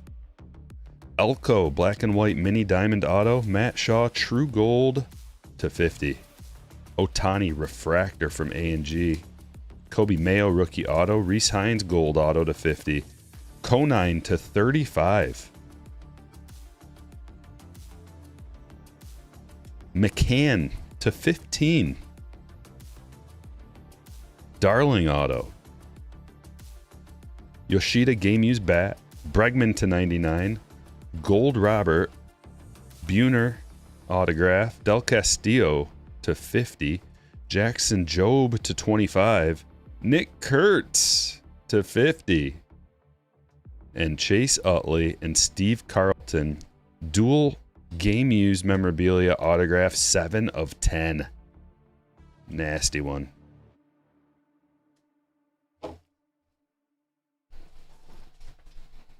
Break number 3.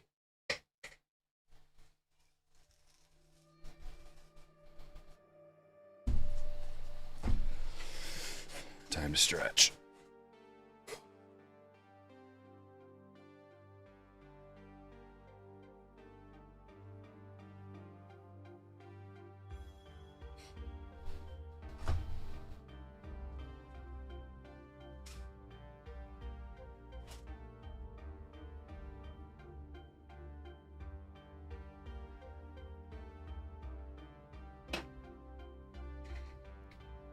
All right, break 3.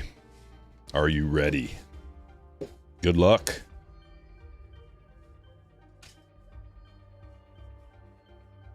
B&W releases on December 23rd. Oh, it's not even out yet? Someone was saying that... I don't know. I thought someone said it came out already on the website. Maybe they have a normal release of it this year and they just released it early on the website? I don't know. I don't know.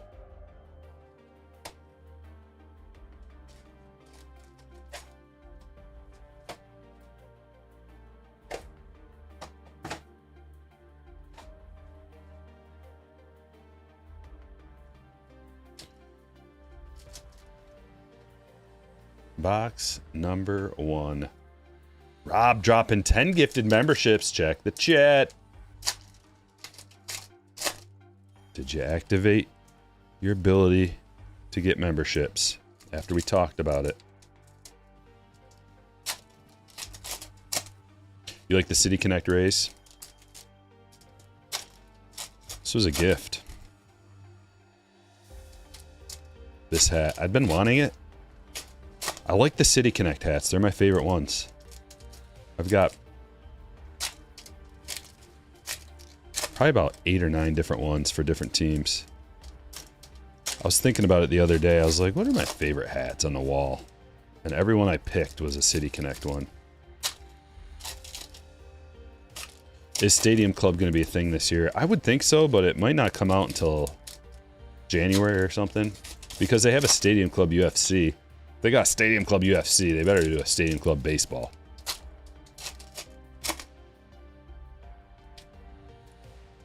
I'm a fitted hat guy. I'm very particular about the style that I like.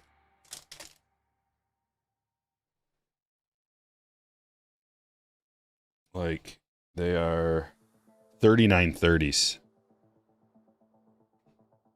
That's what they're called. 3930. So, if it's any other style, I don't like it.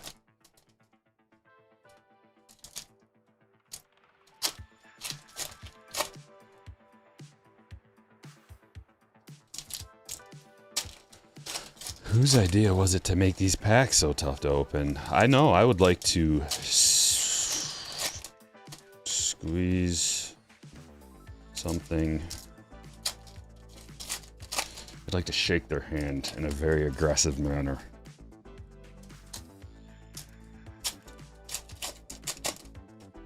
But this is how the packs are on Archives. What's up, Mark?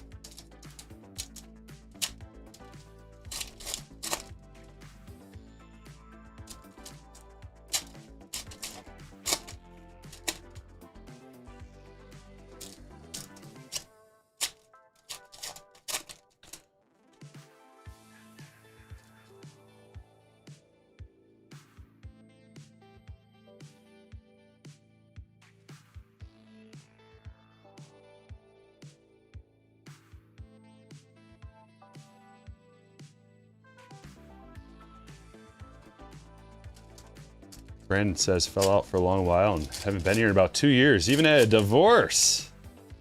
Life is different now, but back to baseball cards. Wow. I would say sorry, but it seems like that was maybe a good thing for you. I mean, it's not good, but as long as you're happy, I guess that's what matters, right?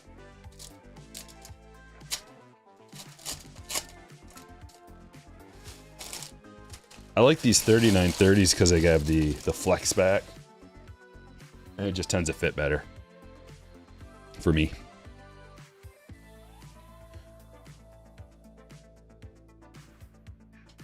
Why don't they just do 16 card pack? They have done 16 card packs. I don't know. They change it up. Logan Gilbert to 99.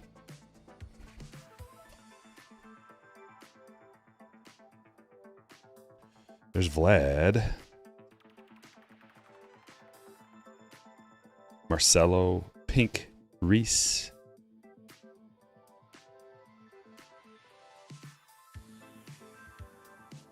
Kobe Mayo, punch out. There's an auto. Big Christmas.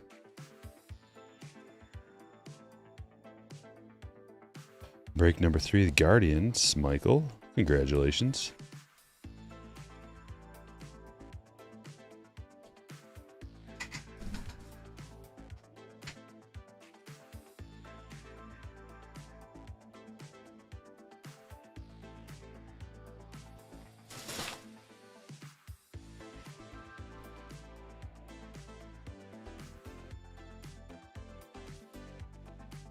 Pink Strider.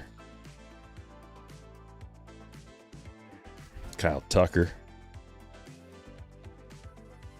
Another auto, Johan Santana. Boardwalk and baseball.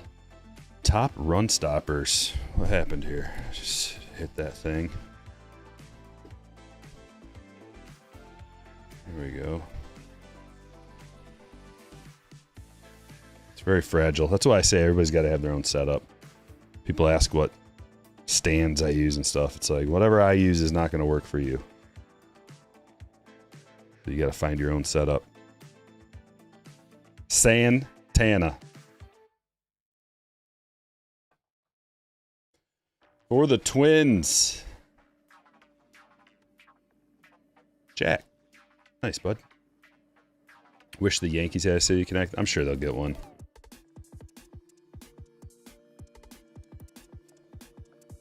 Too much money not to. It'd be like 1 million people that buy that hat. And jersey and whatever else.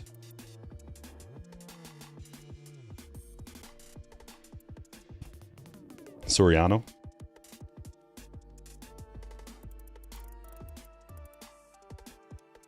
Satchel.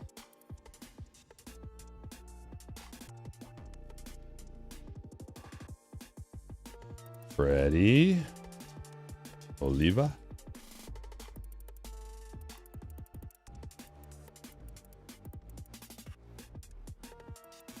Cal, All-Star. Pink Cunha. Soto. Baldwin. Murray.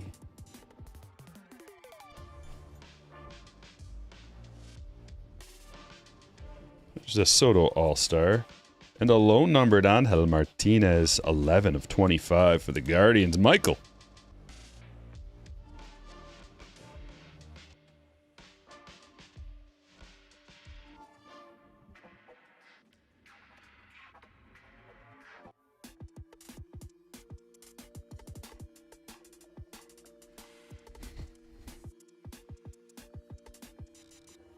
Jackson Merrill.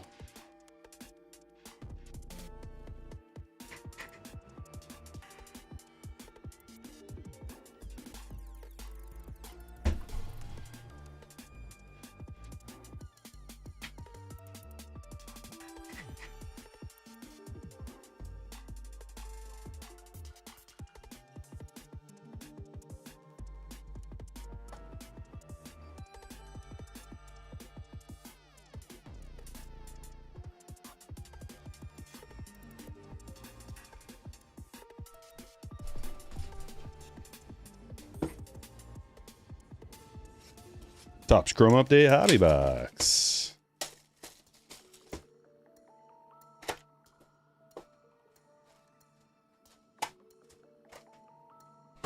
Bruce Bochy's got the largest head in baseball. 8 1/4. Yeah, seems like he's got a big head. A lot of brain in that skull, I bet. I feel like major league managers would be good at chess.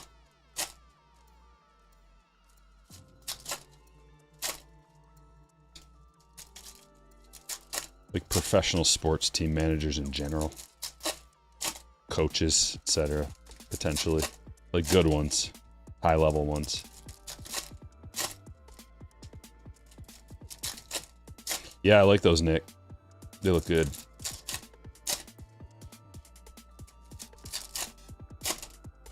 He had to take his helmet with him, because no one else had one that size.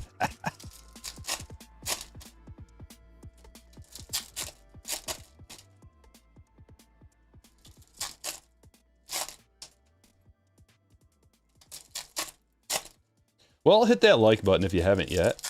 I haven't asked you to do that all day, I don't think. I might just ask this one time. One time. The like button is important to hit.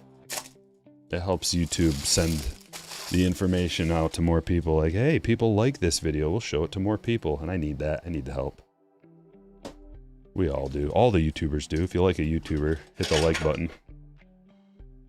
True. Nope. Blue Wave. Cubs. Taylor Rogers to 150. The Cubs hit for Rob. PCA Power Players. Another Nick Kurtz rookie. Mike Trout, Night Terrors.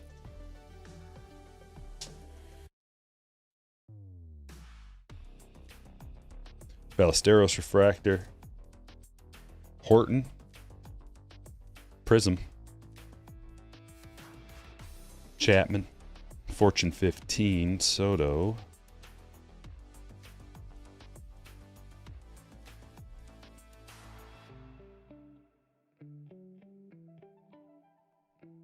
Zach Veen, True Rookie Prism. Judge All-Star. 93. Cam Smith, Refractor, debut. Lau to 199, Aqua. Going to the Mariners. John. Trent Brooks to 499. Refractor, rookie, autograph for Kurt.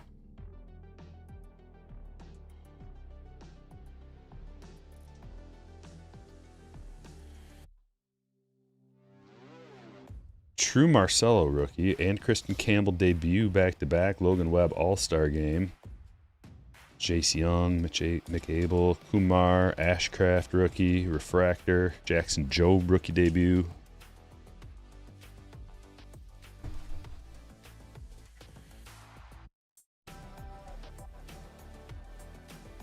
Isn't Raleigh supposed to be in this? Yeah. Is he even on the checklist? The base checklist?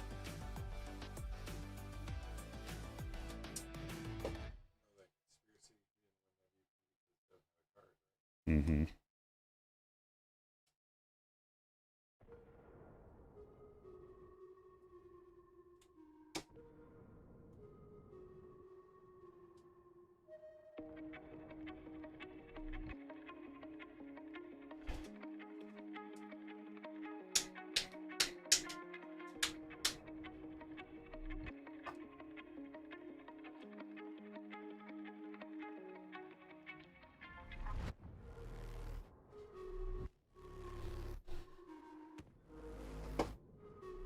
Topps Chrome Update Breakers Delight Box.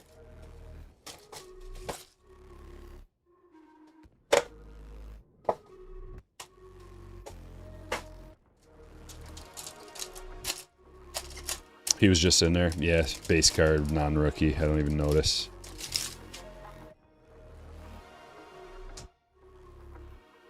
Okay. Well, I see some things in here. Refractor. 3 of them. Jackson Jobe. And a gold wave autograph. Colton Gordon, 29 of 50. Going to Corey. Schwellenbach to 299. We got 2 numbered rookie autos in here. And what is this next card? Looks to be a green Mike Trout to 99. The 1990. Followed by Kristen Koss to 250. Purple. And another gold. Gold Ellie. 39 of 50. For Torrey.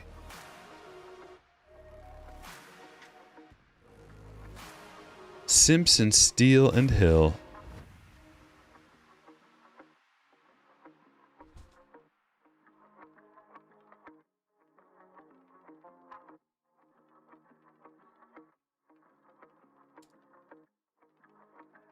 There are so many low-numbered hits in these Breakers Delight boxes. Golds and oranges galore.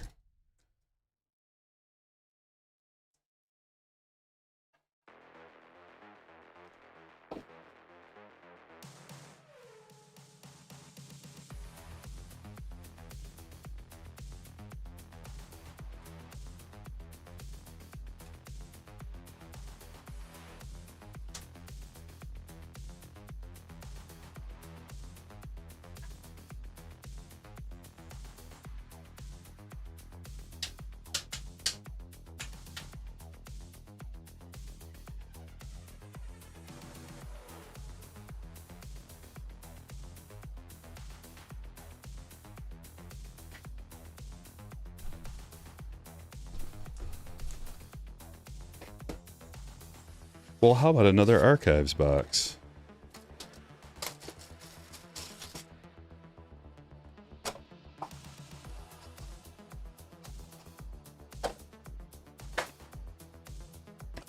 Trout doesn't want to leave, though. That's the thing. From everything I understand, he just wants to stay there. So maybe it's like... It's weird, but obviously getting a ring is not his priority. Staying around his family is probably his priority. Even though you play all over the country throughout any given year.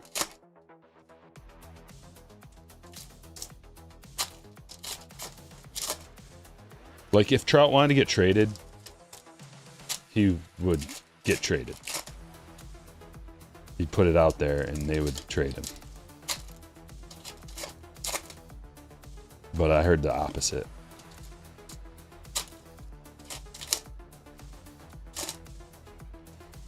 You know, it's not a bad spot to be from a like where you live geographically. It's a pretty good spot to live, probably.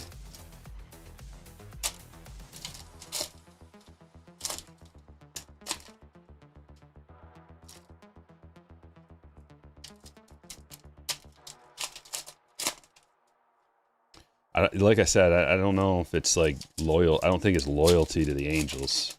It just must be like he's put down the flag there and post it up, and that's, I don't know. I'm just speculating. I bet you could look at it, like type it into Chat GPT or something, like, why is Mike Trout staying in Los Angeles? Or like, why hasn't he requested a trade? Why doesn't he want to move? He loves LA and won't be leaving. Like, see, it's like something like that. He should go to the Orioles immediately.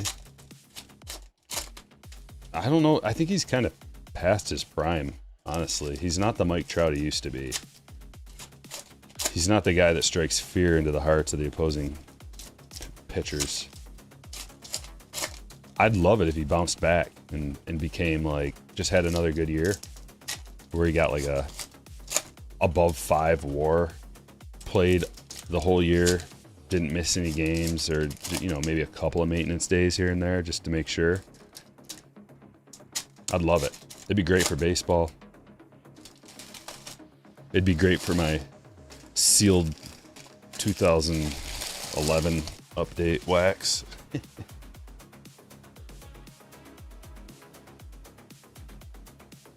Is Trout getting to Miggy levels yet? Yeah, he's probably above Miggy levels. I mean, let's do a quick comp. We got time. You guys want to see a quick comp? Let's talk about it. Mind you, Miggy played a long time. So some of those stats are just like accumulation, but that's the name of the game. Accumulating stats over time. So Miguel's got a 67.2 WAR for his career, and Trout already has an 87.5 WAR. So from a strictly WAR standpoint, which does mean a lot, Trout has way more WAR than Miggy, and he's played way fewer seasons. From an OPS plus standpoint, Miggy was a 140 career OPS plus. Trout's a 169 career OPS plus. Blows him away in that. Home runs, he's not there. He's 100 behind. Career batting average, he's not there. But he's got way more stolen bases. So, in some ways, Trout has already surpassed Miggy. Adley, and done so like long ago. Which is crazy, because Trout's still a pretty young man. Like, he'd have to play... He's played 15 years, which is crazy to think. Trout's played 15 years. Jeez. But Miguel played 21 years. So you give Mike Trout 6 more years. He's only going to be 39 in 6 more years. He should continue to be a positive WAR guy. Like last year, he was a 1.4 WAR, 1.5 WAR. So he's still contributing. He's still a positive WAR, but that batting average is falling off a cliff. The last 3 years, 263, 220, 232. That is not Mike Trout numbers. Tarek Skubal to 15. Woo! Yeah, Miggy's contract the last like 5 years, 6 years, I don't know, was horrible. That's why you don't sign players into their late 30s, mid to late 30s. You'll see. There's a bunch of teams doing that right now with guys, and you're gonna regret it, and then you're gonna dislike the player for a while they're on the team, and while they're just like ruining your chances at anything because their contract is so high and their production is so low. You'll start to hate the guy, and then they'll retire, and you'll remember the days fondly of when they were really good. Trust me, I already went through all these levels of feelings for like Miguel. I didn't hate him. But it was just like, well, Tigers can't compete till he's gone. Cyber. Stats. Evan Carter on-card autograph. Is that numbered? It's not numbered.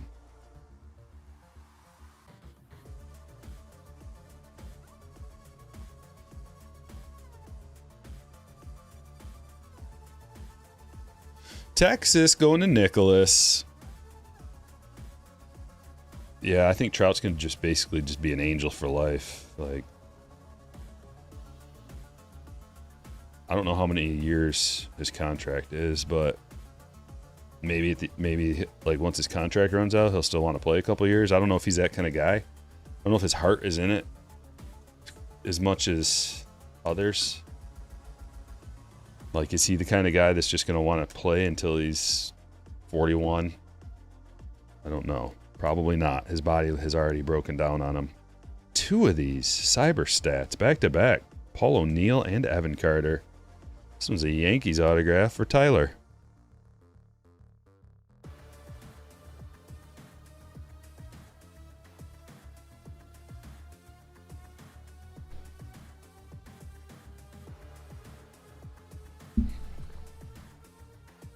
It's basically a mistake. That's why, like, so who are the guys that are old that...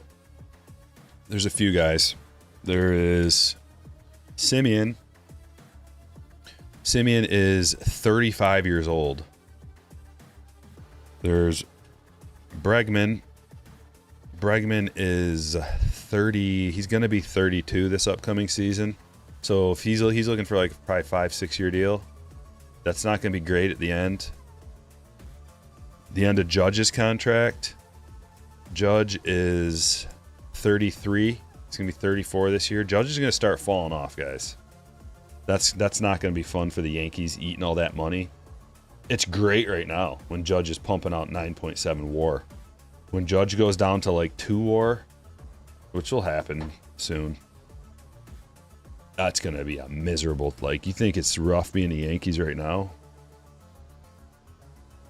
You ain't seen nothing yet. Wait till Stanton and Judge are both pulling in so much money and unproductive.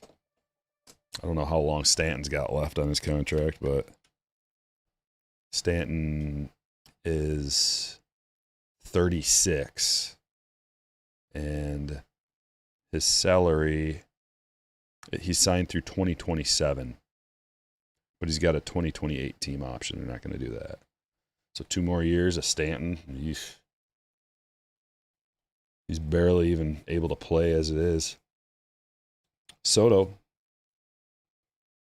Vientos to 99. That's why it's like, be careful what you wish for on the free agent market, because it'll set your team back. In most cases, if you go after a veteran. Like the Soto thing is... Soto and Ohtani, you know, those are huge, huge deals. Soto is pretty young, though, so like it's not going to hurt you for a long, long time. It'll help you out more than it's going to hurt you. Bryce.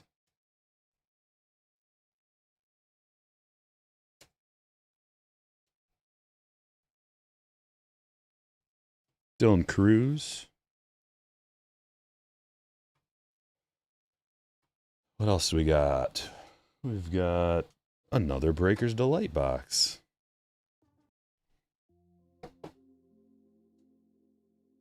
James Wood pink. Looks good. More like, don't sign guys to 10-year contracts unless you're willing to eat the money. Well, that's the thing, is the teams that do sign those deals are willing to do that. They know. They're not stupid. You can hope that you have a guy that's just semi-productive. Oh, yeah, Arenado's another one. Like, Goldschmidt and Arenado. Both of those guys are on a severe decline. Goldie had a pretty nice season, but he's in a park, and the team had a lot of offensive firepower. He still only had a 1.2 WAR, but 274 batting average isn't bad. Only 10 home runs. Like, Goldie is done, man. He is, how old? 38. Goldie's 38. That's about all she wrote for Goldie. And then you've got Arenado, who is 34, and he's declining very fast as well. 237 batting average this last year, 1.3 WAR, 12 home runs. You know, it's like basically it's over for him too. OPS plus of 87. Freddie is on his way out too, which is gonna he's signed through 2027. He's 36 years old. He's going to start a serious decline, probably starting this season. He had a 3.5 WAR last season, but I think this year, you know, it's got to go down. Probably a 2 WAR this season if you're lucky, maybe a 1.5. And then after that, you know, it's just like these big dudes. He's a large man, 6'4", 220. It just does a number on your body, your knees and your back. Turn into a DH, you're still productive as a lefty. You're a little bit more valuable as a lefty. So you can still at least, you know, there's a lot of right-handed pitchers out there you can get it done against. All right, what kind of pack is this? There are no refractors in this pack? What is this? Jordan. Early Jake Bloss auto to 299. Sanoha to 199. Oh, it's got something. What is in here? Is it a bonus? No. What is this? Sanoha to 199. Gold Henderson to 50. It's the Brooks Lee image variation. James Wood to 99. That'll play. Nice. Keishel. Moncada. Gusto.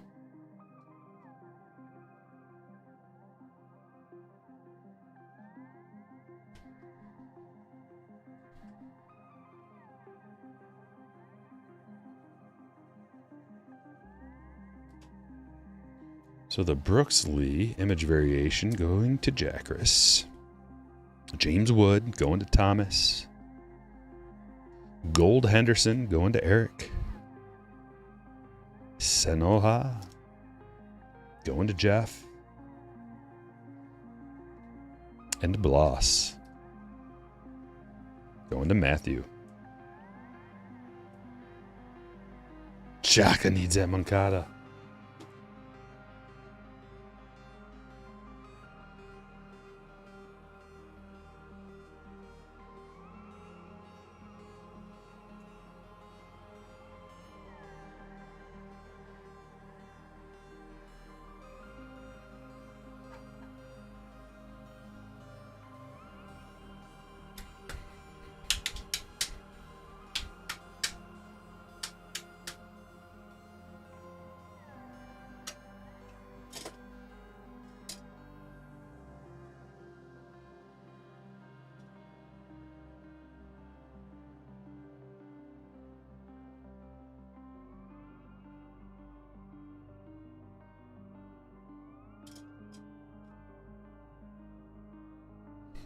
Switch things up a bit.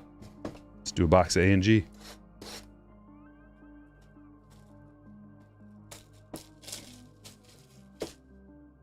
Altuve, he's 35 and under contract till 29. Well, I think Altuve can have a little bit more longevity based on his size and position. But he did have quite a drop-off this year. His WAR was 0.5, hit a 265 batting average. 112 OPS plus is still quite good. But if you look at the last couple years, you know, you were thinking after last year, 34 years old, had a 3.4 WAR. Not bad. He batted 295 last year, but the dip, usually what happens is your bat speed. Your bat speed goes. And then you can't catch up to the things that you could before. Like, you can't catch up to the fastball. Like, you used to be able to, you know, sit on an off-speed. I mean, it's hard to sit on an off-speed pitch, catch up to the fastball. So, I don't know. You know, just like your lower half goes, and then your bat speed goes. You still have the eye, so that can carry you a certain...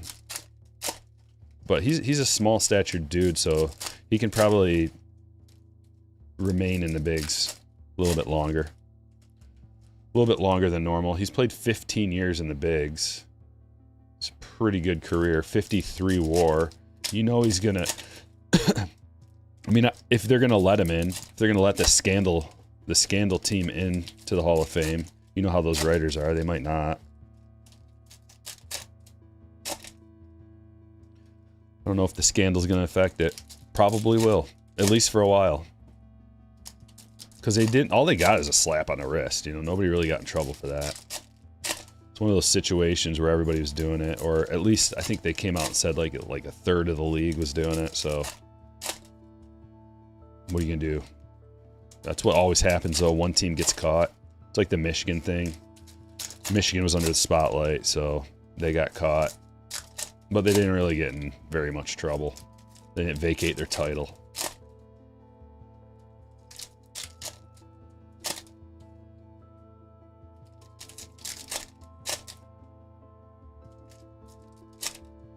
Yeah, Springer already was declining, and he had a pretty nice season. He's due for another decline. Incremental decline from Springer is going to happen as well. He's kind of been injury prone for a lot of his career. Little things here and there. And that adds up. Scar tissue adds up. Builds up. There's Kurtz. Great. No, Tiger Shark. Almost jumped the gun on that. Game used bat from Manzardo. Not numbered. Going to Michael. Tyler, thanks for becoming a hitter. I appreciate you joining. Let's put Manzardo up there. What you got to say? Xander Silver. Dino time?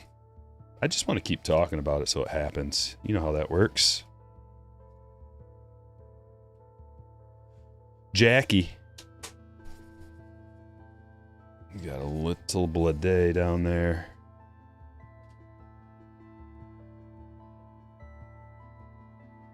Kirby Silver. Matira Beach.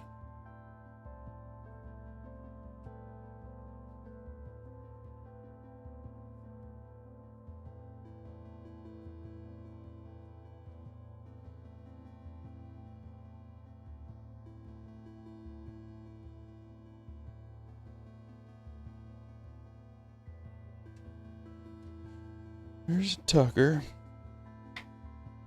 Dawson.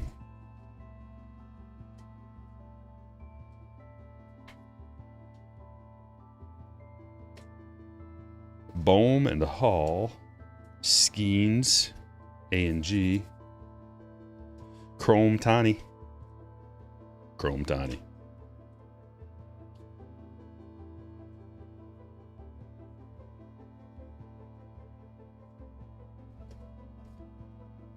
Duran, Robert.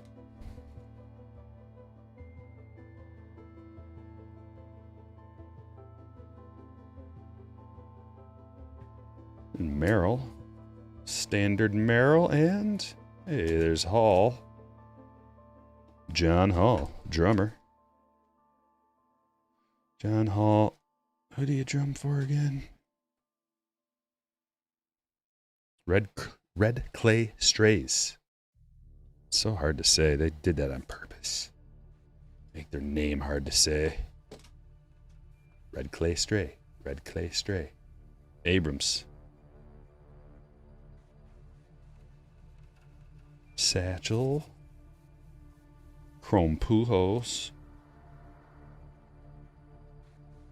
Do you copy over? That's better. Pray they get Tucker. Their fans will revolt. Nah, they won't. They'll be fine. They can cry all they want. They'll still watch. The Mets don't need every single awesome player trying to be Dodgers 2.0.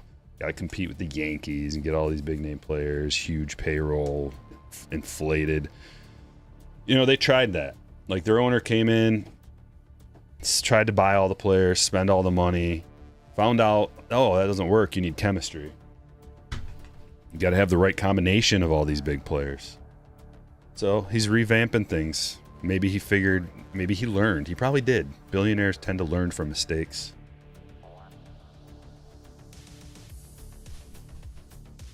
I'm sure there's a plan in place.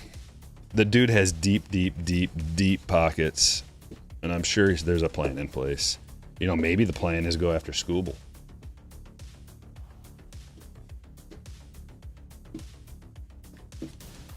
Clear the books out a little bit. Go after Scooble, get a little younger, get a little more versatile. Build through the draft and your team organizationally. That tends to be a pretty good way to go, unless you know you can really scoop up some generational talents when they're young. Chipper.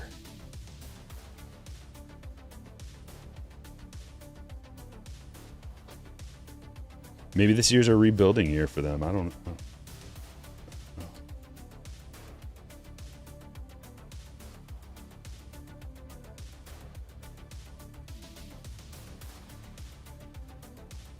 Tigerfish.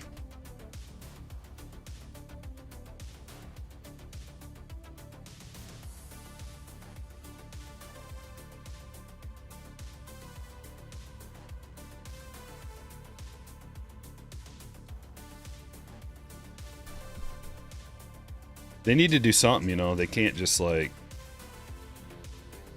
whatever they had going last year just did not work. But you got to take advantage of Soto. Like, you got Soto.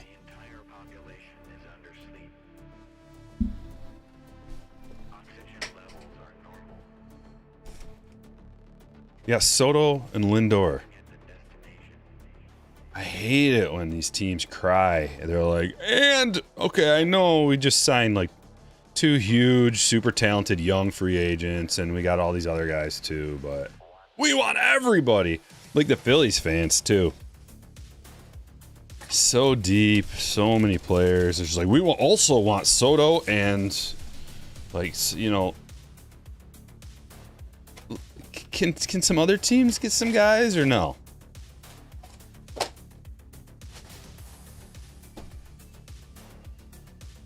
Not good enough that we got Soto. Not willing to build around him with youth and draft. Just need Tucker too. Bregman also. And if not, we're going to revolt. Come on. Unbelievably greedy.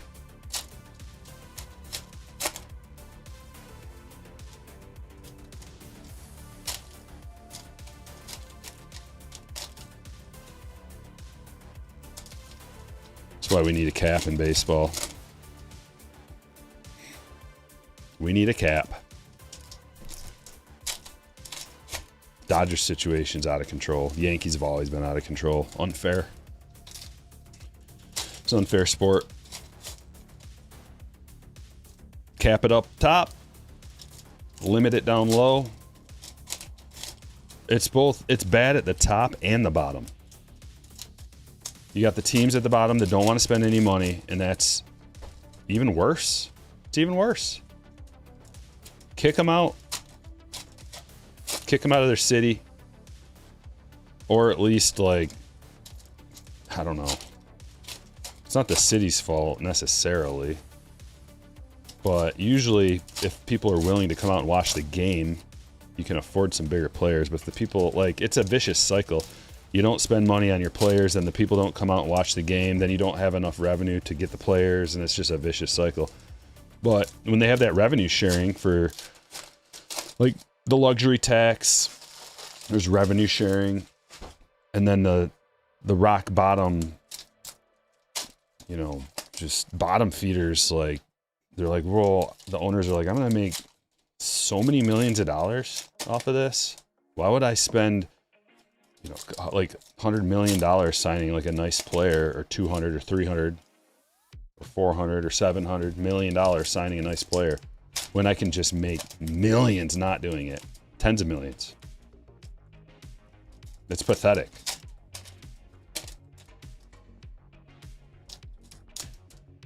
So baseball, do yourself a favor.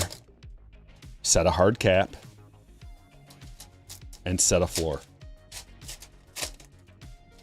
And then have the teams compete in the middle and make it fair.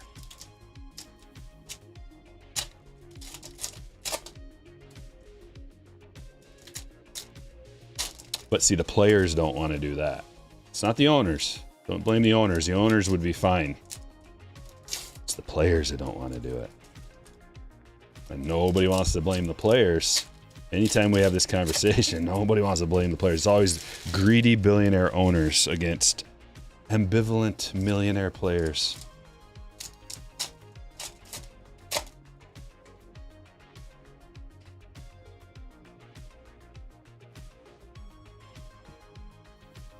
All right, archives. We got an archives, then we got a Breaker's Delight box, then on to the high roller break number 4, where we're going to hit some craziness. Carlos Correa to 99, leading the way. Jackris has the Twins. And we've got a Mike Trout All-Star Game card. Pink inbound, pink Cam Smith.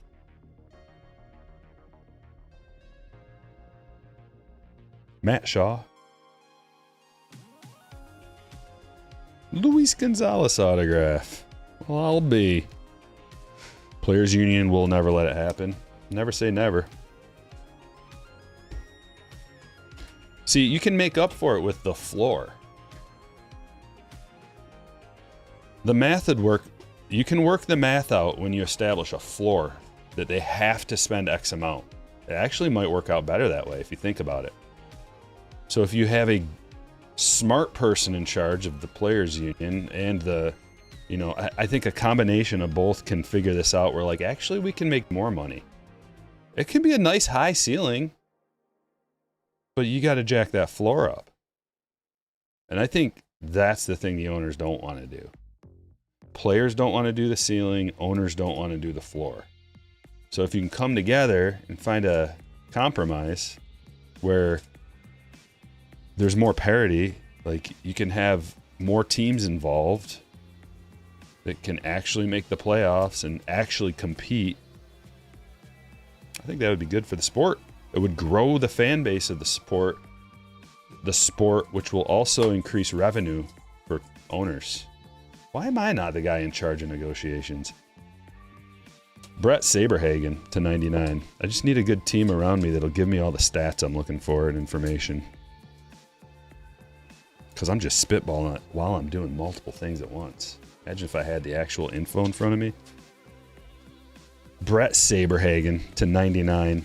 Kansas City Royals going to Bobby.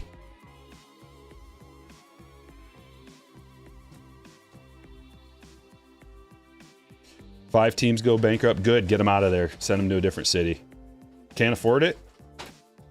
I bet Mexico can afford a team. I bet Canada can afford another team. I bet, I don't know, the UK, somewhere in Europe, multiple places in Europe maybe can afford a team. Maybe someplace. I mean, don't cry me that river.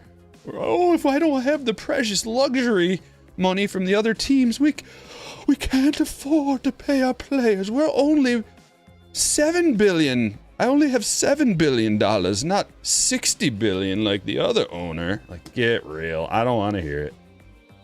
None of us common folk want to hear that. If it's true, you got to move to another city. You got to get another owner that can support the team. There's plenty of them out there. Plenty of them. Can't afford it. Bye-bye.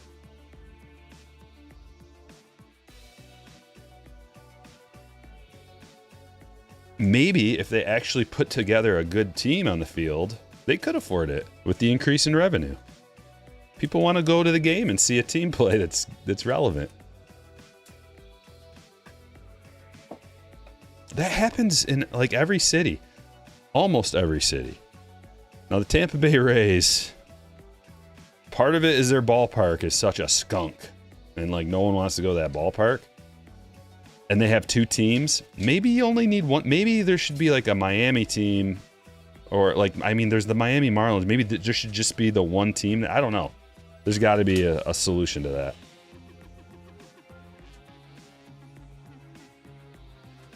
Maybe they only get one. Then people actually go and see them. Like nobody wants to see the Marlins because they don't spend any money. They don't have any good players. I mean, they'll get a good player. And then just like, peace. They'll sell them out, trade them away for not enough in almost every situation. Like that's where we got Miggy from the Marlins. One of the greatest days. I remember that day. You get some good negotiators at the helm, and you can get almost anybody.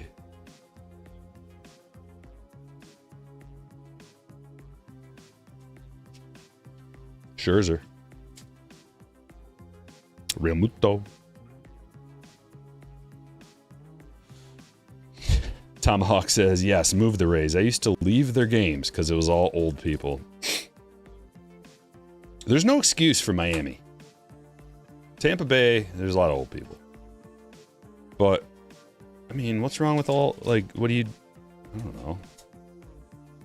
I wouldn't mind if there's all old people there. What does that matter? Do you, like, are you just, like, down to party and you look around and there's nobody partying and you're like, to the bar! I get it. That's an awesome Soto, by the way. 40 of 50. Yanks got Stanton and Jazz from Miami. I know. They're just a feeder club. It's pathetic. There are better things to do in Florida, but if you can't handle a team, like they got multiple sports teams for almost everything else. Give them a good stadium with lots of stuff to do. Holiday to 149. That is a nice looking card. Very, very nice. So Michael's got the Mets. Wonderful card. And Jeff's got the Orioles.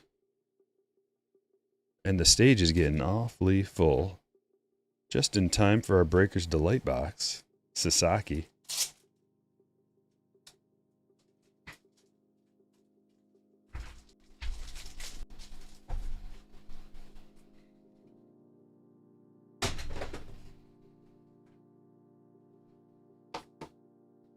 Here it is.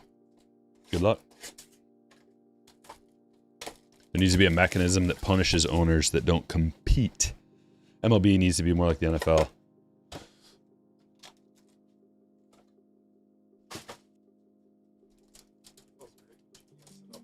Rays aren't even in Tampa Bay anyway. Well, I mean,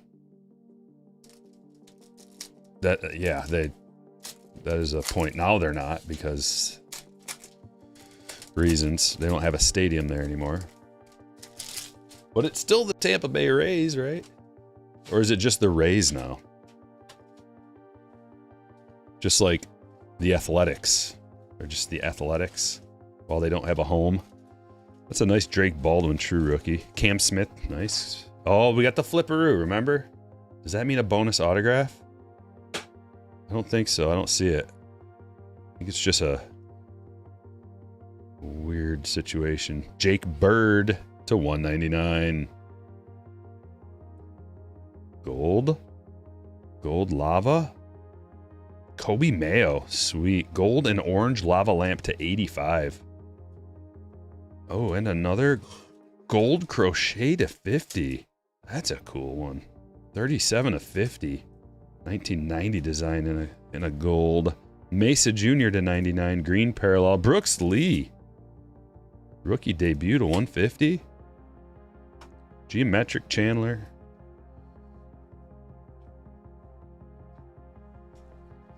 All right, we got the high roller coming up. Let me top load these. I'll show you the hits, and then we'll rip.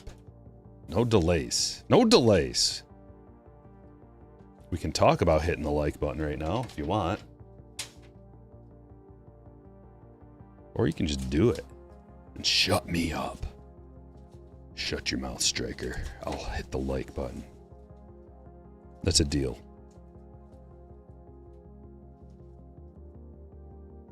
As we melt into this song.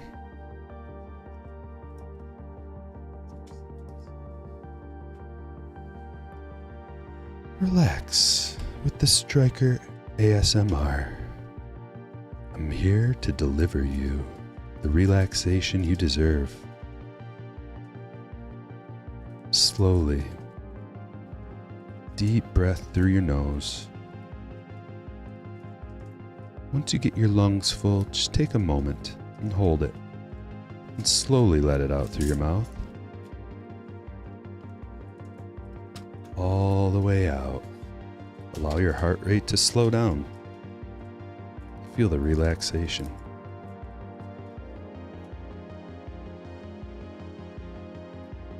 all the way down through your spine.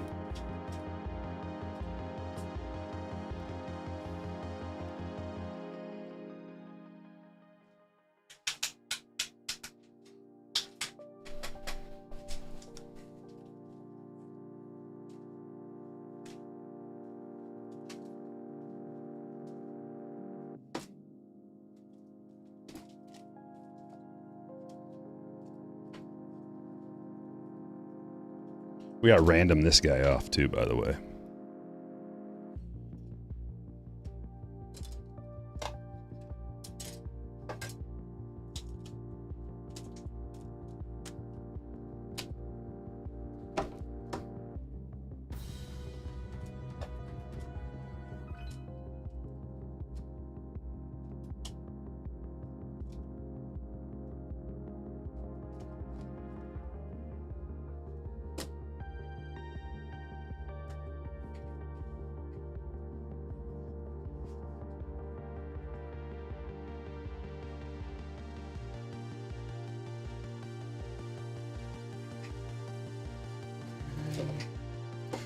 I think you got everything. Let's look at some base geos. Boom, ba boom, boom, boom. Got a Keishel in there. Alvarez. Jackson Job. Zach Veen, Prism. Lau to 199. Gilbert to 99. Martinez to 25. Santana, autograph. Brooks to 499. Rogers to 150. Noel, rookie auto. Ellie, gold wave to 50. Colton Gordon, gold wave, rookie auto to 50. Schwellenbach to 299. Mike Trout to 99. Koss to 25. 250. Skubal to 15. Nice low numbered hit. Evan Carter autograph. Jackson Holiday to 149. Manzardo, game used bat.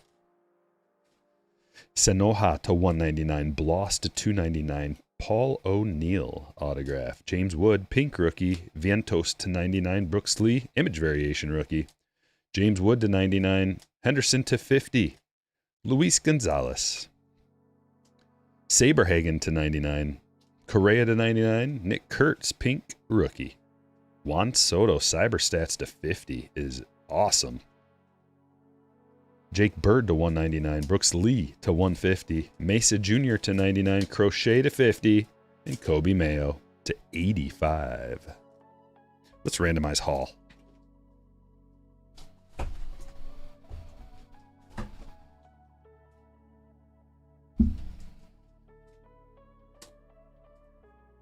I'm going to grab all the names from this break.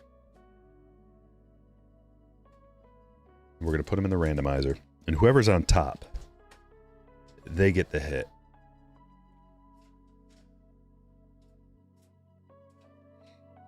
Come on over.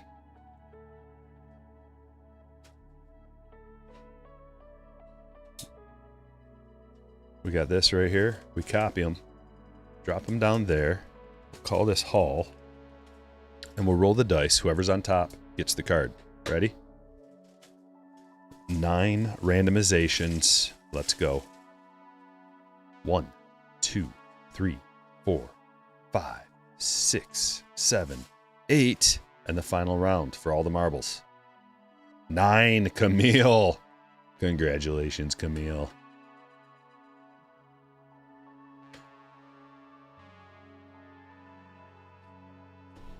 Finally, the high roller.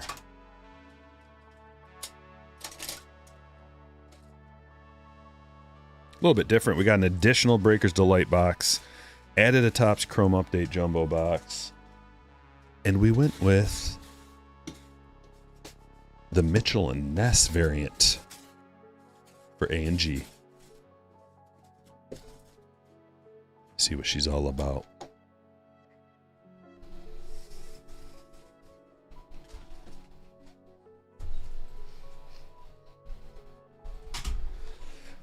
We might as well start with one of these. Just get the stage established right away, if you're okay with that. Break number 4. Here we go. It's on. Let's go.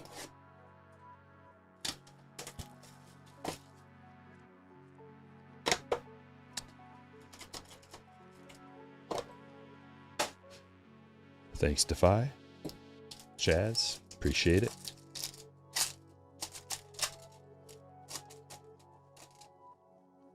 You got your hobby auto out of the first pack. Yeah, I know. It takes away the anticipation a little bit. Okay, refractors. Tyler Rogers, Ryan Johnson, Logan Henderson, Mike Trout, 1990 GO. And it looks like we got 2 base autos. Hopefully, it's a good national. Chaparro. Timothy. Got the Nationals in this break. Another base auto. Tolbert. That is rare to get 2 base autographs. Did they give us anything to make up for it? Let's see. They might give us something to make up for it. Jansen to 99. Mesa Jr. to 99. And, oh, they did give us something to make up for it. What is this? Oh, I know what that is. That is a Celebration green parallel. Kyle Tucker. Congratulations, Eric. That's a nice hit to get. Very cool. Good way to start. Get him right there. And then the geometrics. There's Cal Raleigh. He is on the checklist.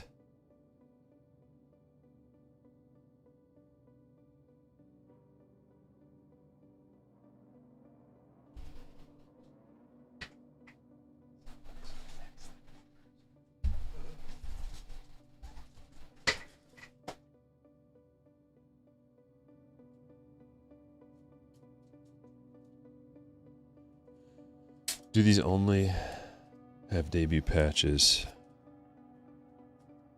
I wish.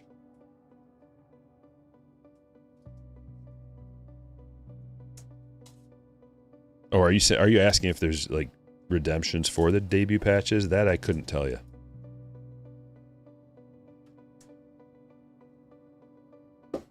Seen some real duds lately? Well, I was talking about making up for 2 base autographs. Because almost every box that I've opened has at least 1 parallel auto, if not 2. Like most of them have 2. And yeah, you're right. Not all of them would make up for it either. I was just hoping. And the hope was answered. Every box is not going to be a winner as well. That's not how this game works, unfortunately. Some think it. Some are very upset when they don't hit a monster out of their blaster box that they bought. It's like, bro, you don't know what you're doing. You don't understand. I got 3 blaster boxes and didn't get a card that's worth $500. I'm out, and I'm gonna go on every single platform and tell everybody how this hobby sucks.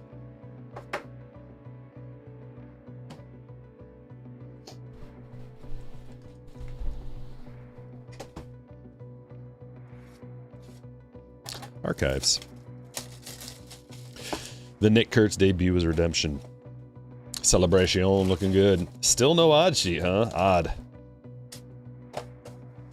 It's odd that there's no odd sheet.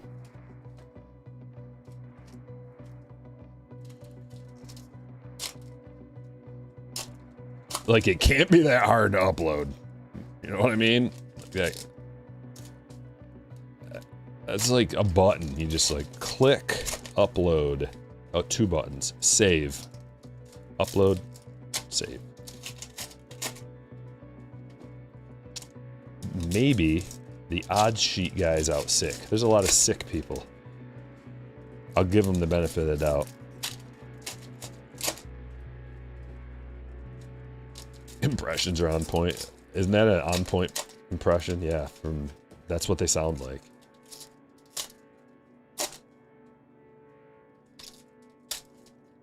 I can hear it every time they write a comment on the channel. Like it's my fault or something. Will you go tell Tops that? It's like... what?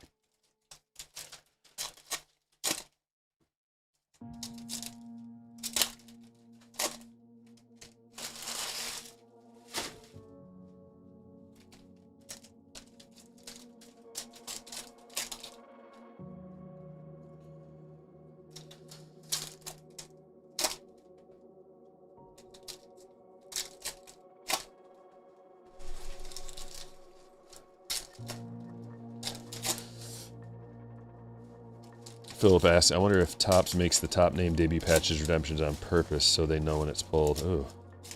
I don't think so. Well, they would know when it would be redeemed. Not pulled, but they'll know anyway. If it's live, if it's public, I suppose. But that would be a good point. I don't know that they care. Dude, they're already on to the next. Like we just talked about. They are already on to the next multiple things. They are so deep in so many releases. That's where you can mentally shut down a conspiracy theory by just thinking about this right here. They don't care when something big is pulled, if there's something left. They've already moved on so fast. Like release date comes out, it's out the door, it's out of their warehouse, it's already gone, and they're already working on the floor space to get the next product palletized and out the door, and then as soon as that's out the door, it's the next thing. They can't sit there and dwell on stuff, man. Like, I wonder, like, when is the next debut patch? They can't even get the checklist uploaded. They're so crazy busy. Like next week we got 2 releases on Cosmic and High Number, and that's just baseball. And then the 18th is Topps Chrome Basketball. That is a huge release. Churn it out, baby, if that's what they're thinking. What's next? What's next? There's got to be a guy there that's just like, as soon as someone goes, guys, we have an issue with these. Nope, what's next? Like Janet's in charge of past things that are everybody else on board. Pump out the next thing. Don't got time for this. Bets. Like they got a social media person. They probably have multiple jobs. Like their social media person probably has like 7 things they got to do. They get an email like, hey, check this out. Someone pulled a debut patch. Like, just post it real quick and then like move on to the next. Like what else is coming out real new? Oh yeah, by the way, I have to do 15 other things while I'm posting these. You got to be multitasking. Like they have to be slender and like dialed into exactly what they need to do to just keep the ball rolling. It's very hard to go back in time after something's already out the door, done. You got the next thing to do. Jacob Wilson, rookie. Bobby. Nick York. Otani. Nolan Ryan to 149. When you sell every product instantly, you don't care about anything. Well, they don't sell it out instantly. That's a misconception. On their website, when they drop things on Topps.com, they limit it. So if, like, let's say you got 1 million things and you got 500,000 people that want it, and then you put 100,000 of them up for sale, and then it says sold out. It's not really sold out. You just sold out of this, a limited amount that you knew you were going to sell out of, because they'll put stuff on Fanatics. They'll raise the price up. They're not selling out instantly of the stuff that they put on Fanatics and that they relist. Some products they'll be sitting there, especially like retail formats, blasters, mega boxes. Eventually they'll sell out, and if they don't, they don't want them on there forever. They'll just take them down and then they'll move them on to the next avenue of sales. They'll offer them to lids. They'll offer them to, put this on Fanatics, put this on, offer a distributor a few cases of this, and then these people, they're not just going to dwell on that stuff. And it doesn't have to sell out for them to make it appear that it sells out. They could have 1 million left and then just be like, turn the listing off. We don't want people to see it anymore. And then it'll have the appearance that it sold out.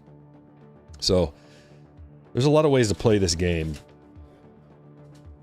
but they can definitely get rid of any product they want, even if it doesn't sell out super, super fast the way that we think it would. Like if they just put everything they have on available for Topps pre-order. They also do multiple things. The pre-order, then the release day, and then they drop stuff over on Fanatics. Then they have some exclusive stuff just for the app. And then there's a line of however many breakers and distributors that want extra product. So in that sense, you know, they can sell the stuff, most of it. Depending on, you know, they're always sampling too, like how high can we let this stuff go for? Think about the difference too. There's David Festa autograph from Michael. Think about the difference now to like 3 years ago. Before they would sell stuff on Fanatics and Topps.com at such a rate, they'd just dump everything to a few main distributors, and then out of their hair, they don't have to worry about anything anymore. To now, so let's say Topps Chrome Update, this release exactly, or not this release, but the one that just came out. Use that as an example. Let's say that in the past they would just be like $350 a box to the distributors and everybody else that they sell the product to at a wholesale rate. Well, now $700, they're selling it themselves. They're doubling their profit. A little bit more labor involved. Definitely more labor involved, but they're making way more money doing it this way. And it's the smart way to do it. Why would you have other people sell your product for just give away half the money?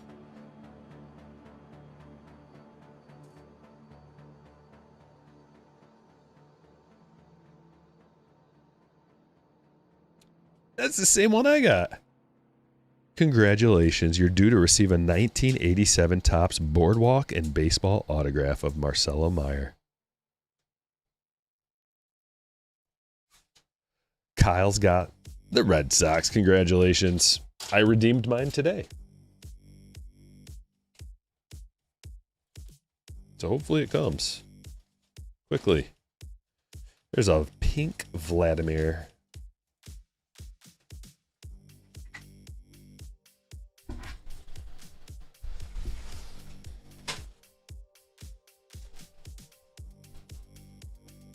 Tom Brady coming back now that Phillip Rivers came back? You probably could. What is with that, dude? That is so crazy. Phillip Rivers out of the, from the grave. I feel like he just, reached his arm up from the grave. I'm still alive. I can still get it done at a high level, guys. How much did they sign him for? How much did it take to get him off the couch? And there's nobody that's as good as Phillip Rivers off the couch.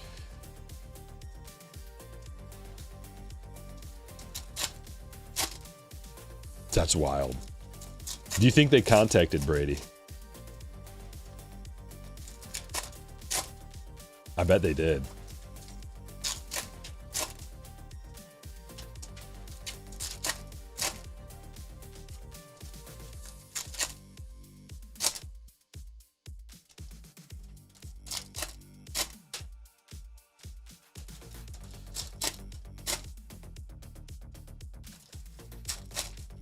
Take the under on passing yards Sunday. Sounds like a good bet. I'm sure it's quite low, though.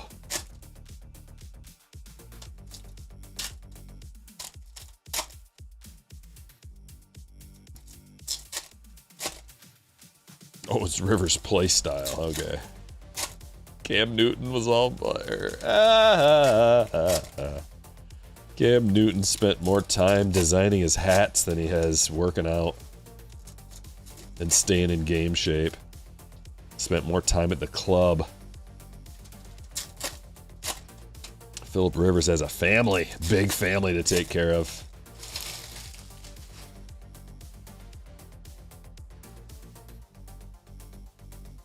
I heard that the other day. It was so funny.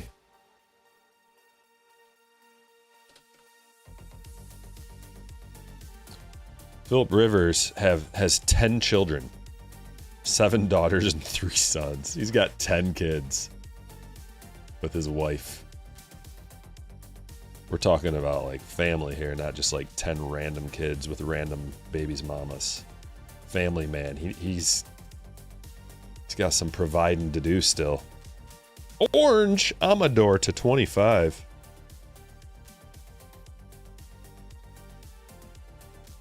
Chase, congratulations on the orange. Devers. Judge. Keishel. He's got a grandkid too. You got to count it.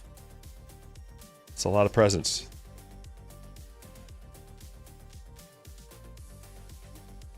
Nick Sogard, 71 of 85. That's a good question. Is he the first grandpa quarterback in the history of the NFL? I bet he's not. Maybe, though. There's a possibility. Flacco's got to have a grandkid, right?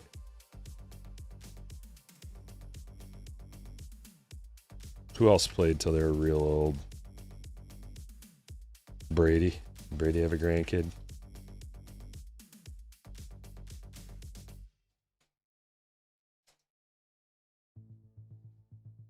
Favre. Mackenzie Gore. Tatis. I wonder how many nannies they have. Like, you can't even just have one with that many kids. Dalton Rushing to 99. Like, your nanny has assistants. I bet you that's the case. Rushing to 99. We got some cards. And another numbered autograph. We got a bonus autograph out of here, too. Carson Palmquist. That is one of the benefits. These hobby boxes have had bonus autos. We've had 2 of them today. We're only opening 1 hobby. We've opened 4 hobbies total. 2 of them have had multiple autographs. We'll take that. Yeah, Testaverde. That's who I was thinking of. Testaverde had to have had multiple grandkids when he was playing. Ellie, Night Terrors. Cade Horton, Refractor. Svanson.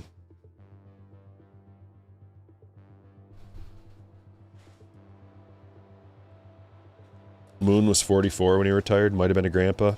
I bet he was.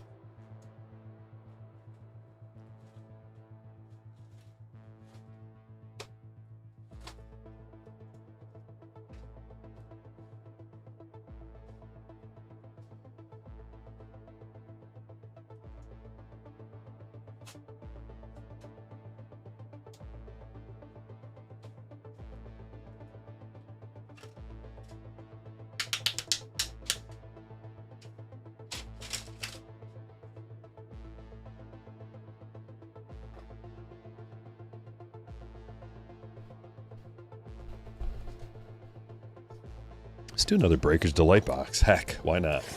We got 4 of them.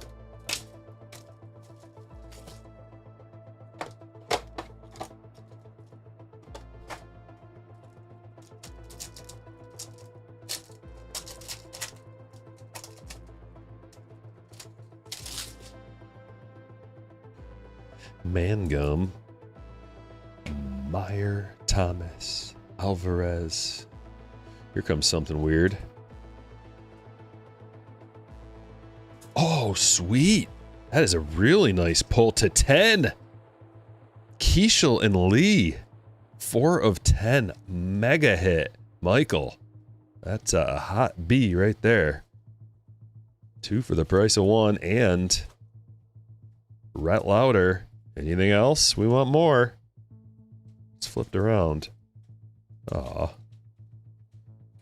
Wanted a bonus, but we do get an orange. To 250. Amador, 20 of 25. Ramirez is to 250. Duvall to 299.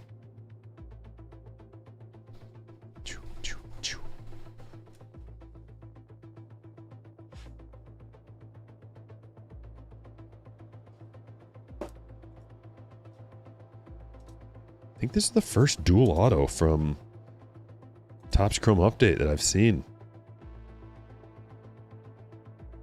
Corey dropping a $10 super chat. Ripping packs, boxes, and cases is like gambling. If you can't afford to lose it, don't spend it. Good vibes, good vibes. It is. There's different things. Like if you go into it thinking like, I gotta hit a big one on this box or else I can't rip any. Probably shouldn't rip. You know, the ideal vibe to have is like, all right, I don't care what I get out of this. I just want to have fun opening a box. The reason why that's the best vibe is because you don't get disappointed. All it is upside. You can only feel good about it at that point. Like, oh, I got a sweet card. I didn't even think I was going to get anything. That's how I go into my rips. My personal rips, like I never think I'm going to get anything. So when I do, I'm stoked.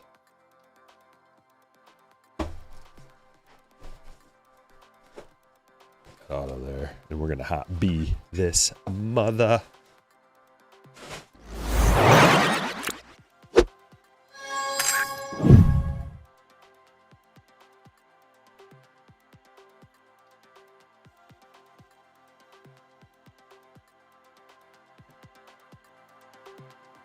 High roller panning out already.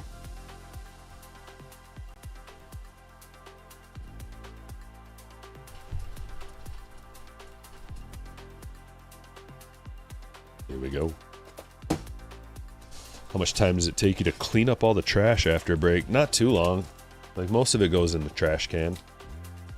I'd say only maybe 5 minutes at the most. It's not bad.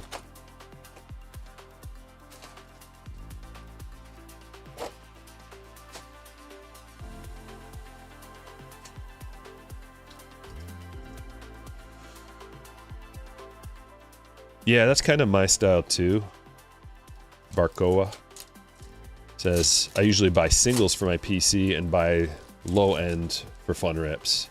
Yeah, most of the time I do that. Like I'll open a hobby just to show everybody, like when it's release day or whatever, I open a hobby for my PC. Like I have to pay for that. That's mine, you know, like, but I typically don't open like a jumbo. Sometimes I will. I'll open a jumbo if it's something I'm really into. But usually it's just a hobby box, and then for the PC, the rest of the videos that I make, it's retail stuff. For multiple reasons, but sometimes it's just funner to rip retail. Because you like just what I was saying, you don't really care what you get necessarily. It's just you get something that's cool, I just want something to open, something that's cheap to open, and there's still upside. Scott, thank you for dropping 10 gifted memberships in the chat. Everybody scan down real quick. Thanks, Scott. And if you just got a fresh membership, your name's highlighted in green. You might as well drop a nuke in the chat just to get used to it.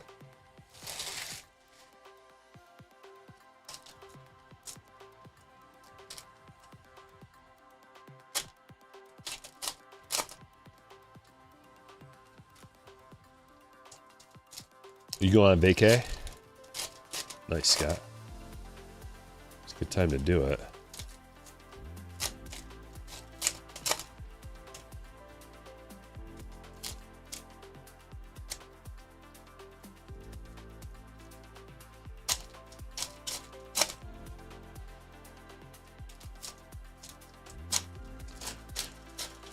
Tomahawk got a gifted. Yes. Oh.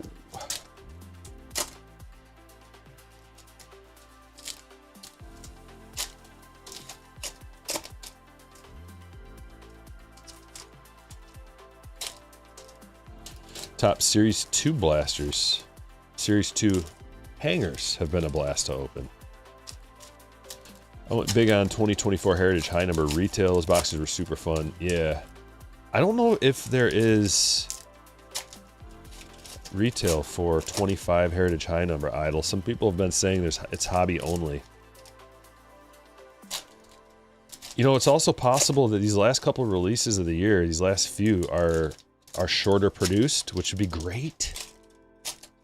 That would be great. That's kind of ideal. Like, what if that's the way to do it? From a keeping things collectible standpoint, where you're not overproducing things, so it's just like not valueless base, but you're still making like a separate release that is short produced. Like if high number short produced, a little bit, whatever that means, you know, just like not a ton of it. Like there's not all the retail formats and it's not everywhere. So what if high number was a little short produced? We can dream that Cosmic might be short produced, like it used to be when it first came out, and then Archive, same thing. Like you can make more releases with less production within each. Sounds like a good way to solve that problem of for Topps of like how to make as much as possible but keep things collectible.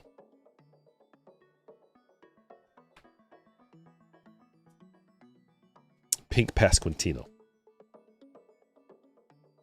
Angel Acuna. Kim. Rookie autograph.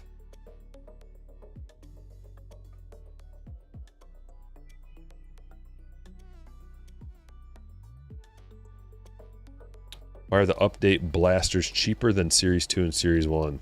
It probably just depends where you buy them. I have no idea. They shouldn't be. Probably should all be the same price. If you like find a sale or something on one of them, that's probably just a fluke. Oh, Hoppy.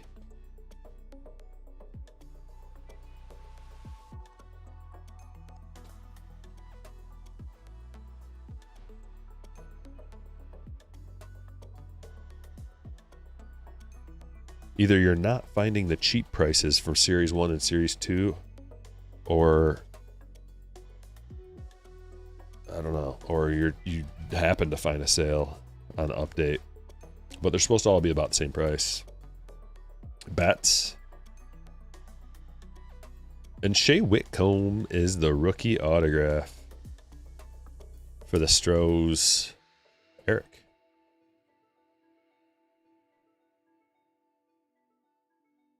Yeah, you might have just got lucky, but Target had, it was like a Black Friday sale or something where I think it was 50% off. I was able to snag 2. It was limited of 2. So I got 2 update blaster boxes that just came in the mail today. I was happy about that. Like if you can get any sports cards half off, if it's a name brand like Topps, they're never going to be that cheap again, most likely. I mean, like people are always looking for something to rip.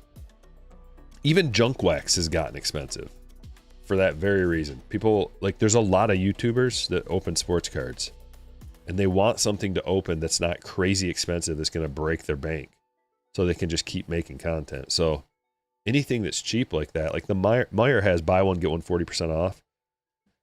That's the best deal around. Now the trick is they jack their price up a little bit. So in the end, it still ends up being the best deal, but just by a little bit. Lieutenant Dan to 25.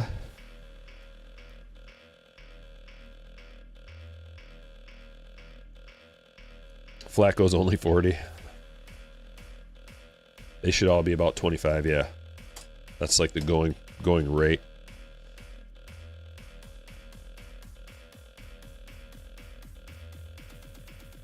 Trout. Another one of these. Yuri Perez to 50. You got the Kurtz HFA. Nice pull.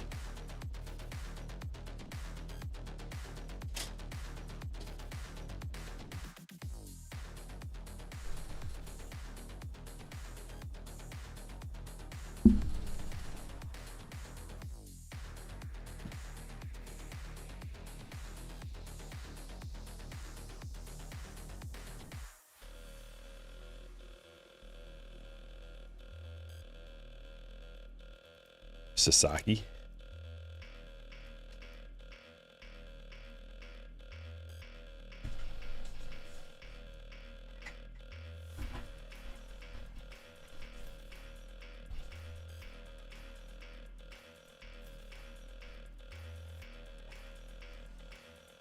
All right, let's see what's up with this. Mitchell and Ness exclusive box. So the two things that you can get, or at least that I know of, are these Mitchell and Ness backs. These are exclusive to the minis. And then you can also get Mitchell and Ness like redemptions. If we do get those, I'll just random them off. Good luck.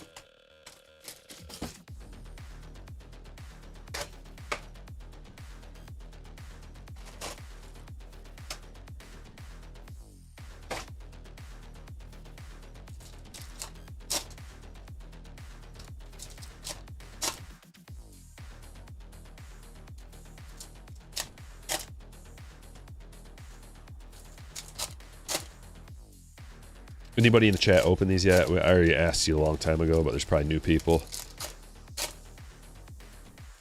Guess it kind of just depends on like what the Mitchell and Ness back minis end up going for. If it's just kind of regular Regular hits. Nothing crazy about the hits. We'll have to see, but because it does vary. If you only get one box, you know, that's might need a little bit bigger of a sample to really know.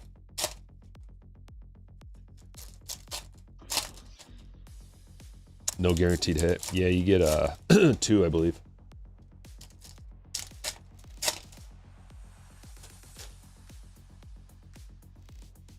Should be 2.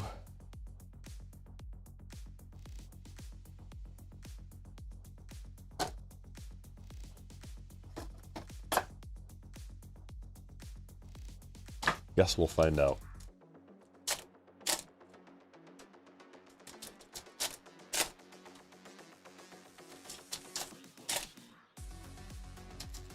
Because on the A&G X that they used to do, they reduced it to 1 hit. So these have 2.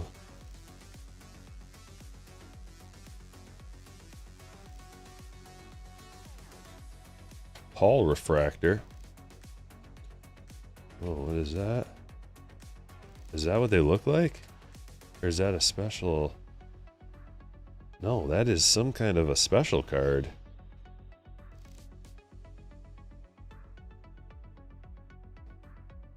I haven't seen one like this. Like a gold border that's not numbered. Yeah, they've got the clothing redemptions in here too. And like gift card redemptions or whatever. Oh, you get 2 of these gold. Okay.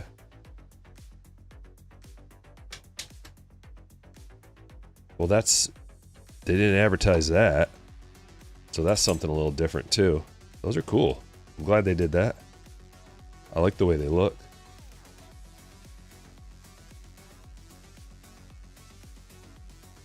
Hit number 1's a Barry Larkin. Game used. Going to Michael.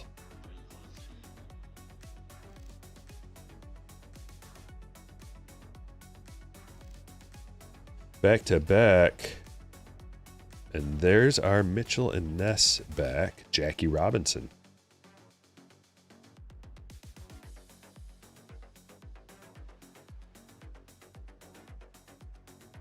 Bo Jackson.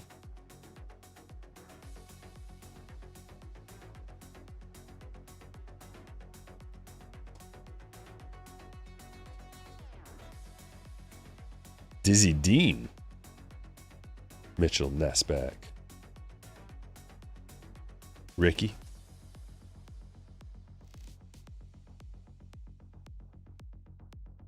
Lion's mane jellyfish. Very deadly. Black border. DJ Mighty Me. Mighty My, whatever. So it's like they double up on them and then you get your Mitchell and Ness back. That's what it feels like. Got 3 of them so far. Ernie Banks. Lots of extra minis. Okay, we've got a mini framed something.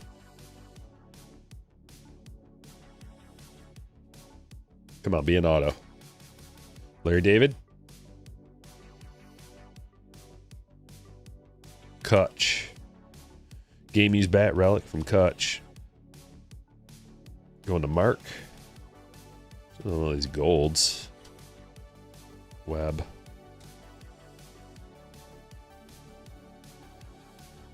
Ramirez, Mitchell and Ness. Bobby short print.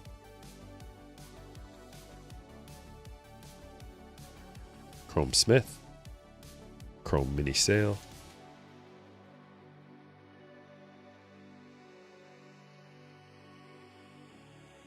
Man, those are super bright white.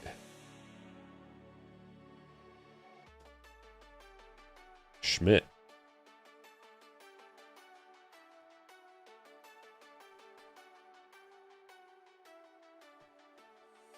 Koch A&G back. Fermin.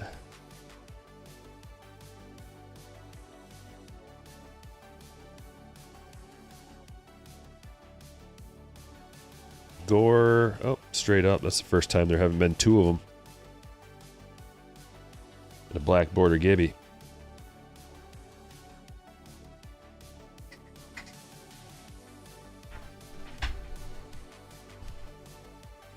So they're about the same as the regular ones, except you get... I mean, I would have to say based on that, they're better than the regular ones. Because if you get the same kind of hits, like you're not going to... Maybe there's nothing like super special. You're just getting the same kind of hits. Maybe sometimes you get auto, sometimes relics, sometimes a rip card. I don't know if you do get rip cards. If you don't get rip cards, you have to judge, maybe on a personal basis, what you'd rather have. An autograph, relic, or rip card. But if everything else is the same, but you get additional gold frame minis as well as Mitchell and Ness minis, then it is a better release, technically. Albeit just a little bit better. Maybe the Mitchell and Ness minis end up being quite valuable for some players. Because there's definitely not going to be that many of them.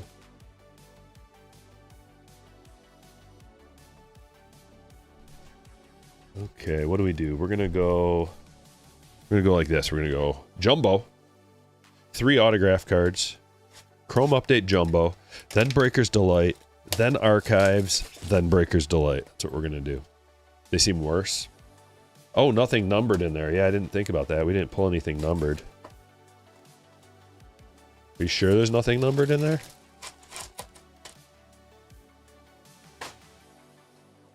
Or is that just that box? There are numbers, says Radial. Better by a bit. Well, they were about the same price. Like if you factor in tax and shipping, maybe I don't know. They're close to the same price. I'm not sure. Wow, a black in pack number 1, and it's an athletic. Could it be? Oh, that's a monster. Whoa. Black Wave Nick Kurtz. And our first jumbo.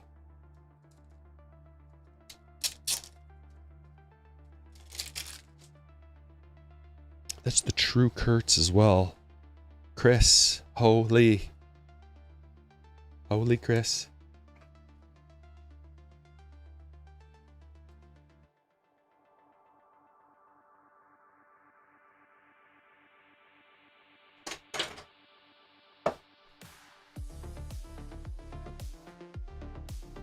Big boy. That's a huge card. Oh my gosh, that's a huge card. And we haven't even begun.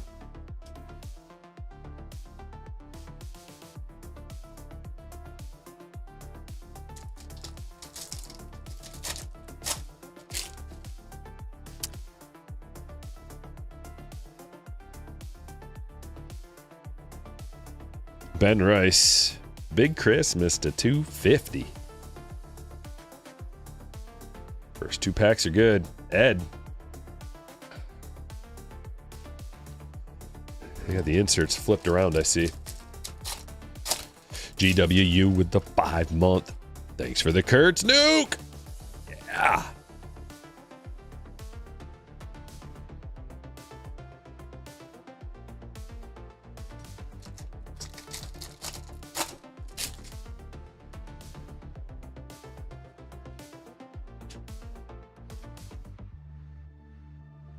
Base Kurtz.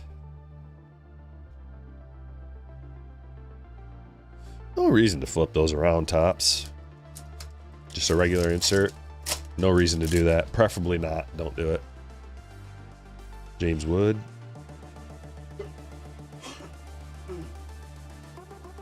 Should really only have like big short print type of hits flipped around so people make sure to catch them. Richard, thank you for joining. Thanks for becoming a hitter, brother.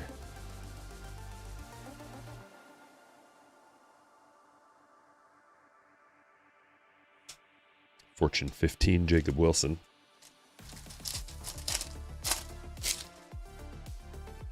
Yeah, this is the first jumbo I've opened. Period.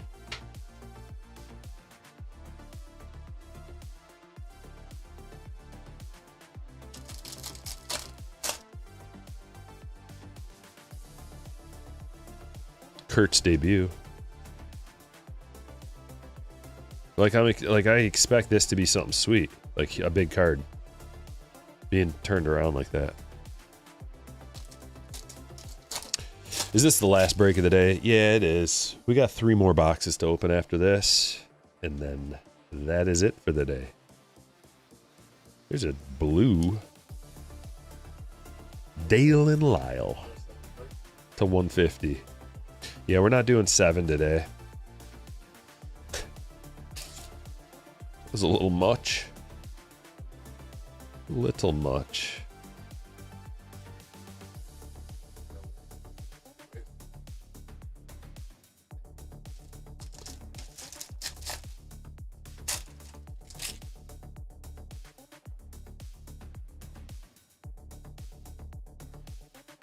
Zach Penrod of the Red Sox for Kyle.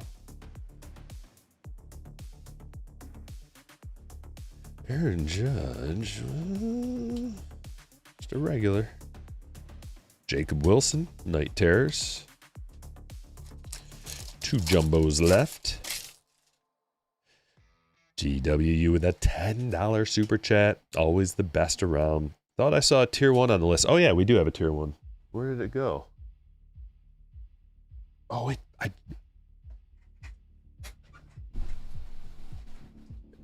we do. Thank you for the reminder. It was sitting on the table I grabbed the stack from.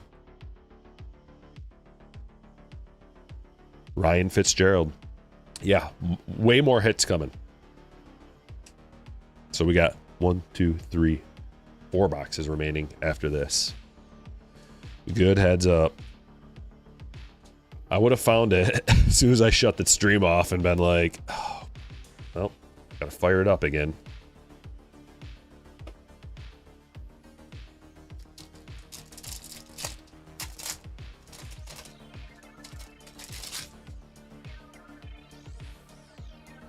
Cade Horton. And Tyler Callahan. Of the Reds, Michael. Jacob Wilson Prism, not bad. Fortune 15, Bregman.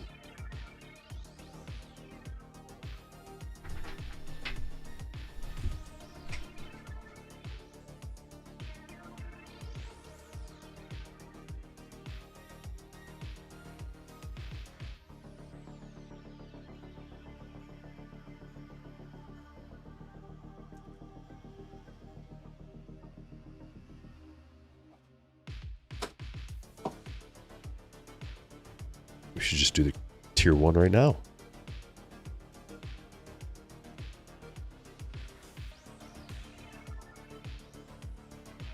I like tier 1 from this year and last year. Like, it's just in general. It's like a sleeper release of the year. If you like that kind of thing. Not everybody likes that kind of thing where it's just a few cards for a lot of money. But it really juices up the breaks. All right, we got to do a Nick Kurtz hit of the break. And then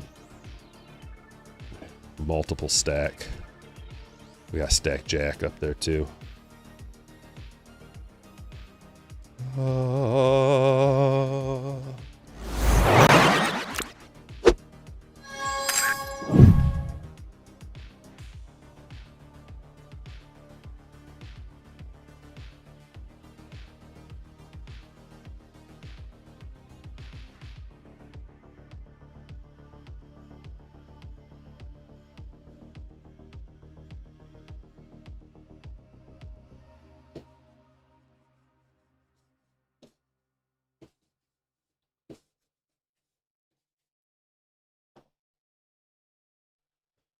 Let's just do it right now.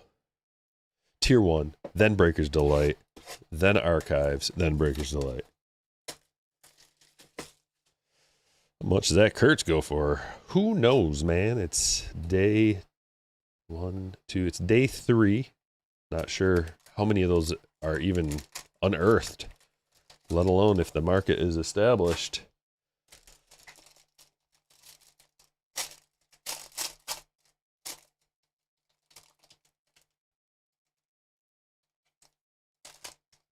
On top is the base. Base Vlad. And then Sal Frelick, triple to 149.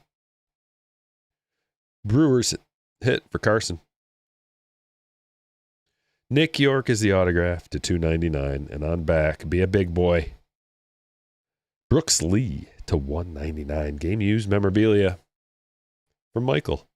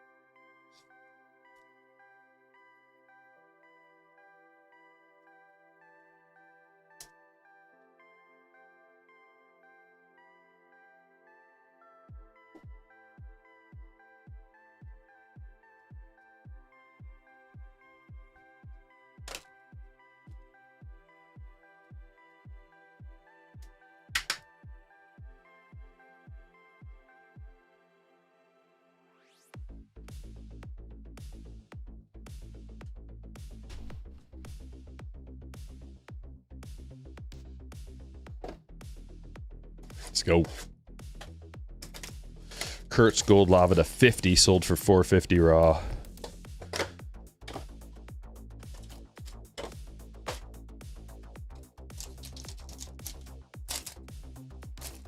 Most views while streaming. I've had over 1,000 before. I think it was in the 1,100 range, like 1,150 or something.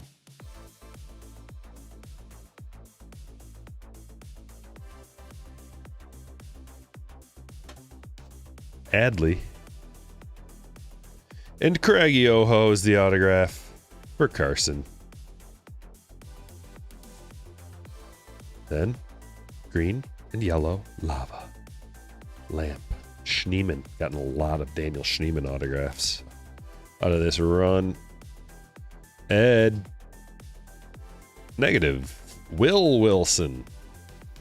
Blue Wave Dalton Rushing. Color match situation to 150. Osuna to 99 and the base. Williamson Devers and Sajasi.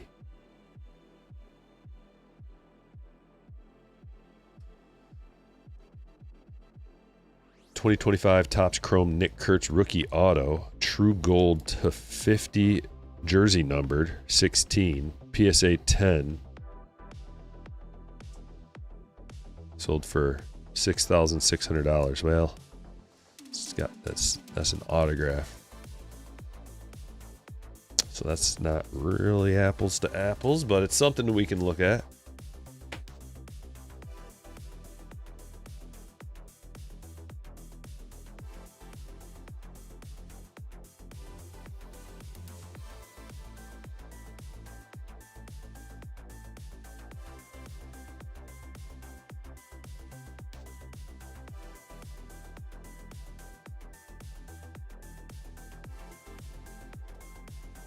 No, really what you got to do is if you can't find one to 10, you can find one to 5. Try to find one to 5 or 25. And you can kind of just apply like a multiplier to it if you can find an orange to 25 or a gold to 50.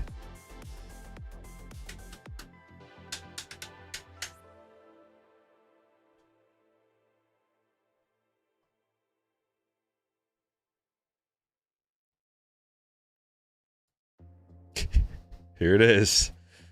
Here's the classic. I bought a blaster box and got smoked. Loco Dragon. Here's the deal, man. If you just buy like a little retail blaster box, what do you expect out of that exactly?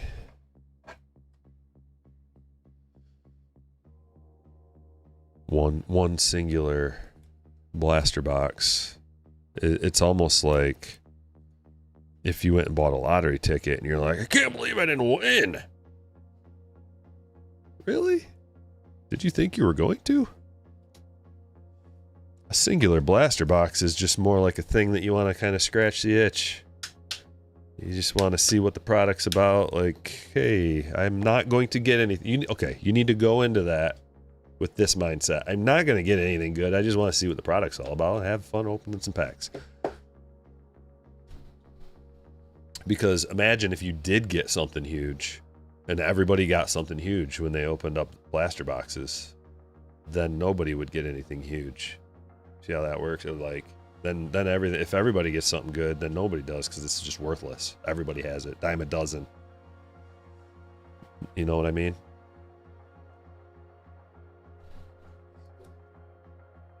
You ever open up like, 1990s score or I don't know. Like it's just, there's nothing. Yeah. Well, we got a couple boxes left.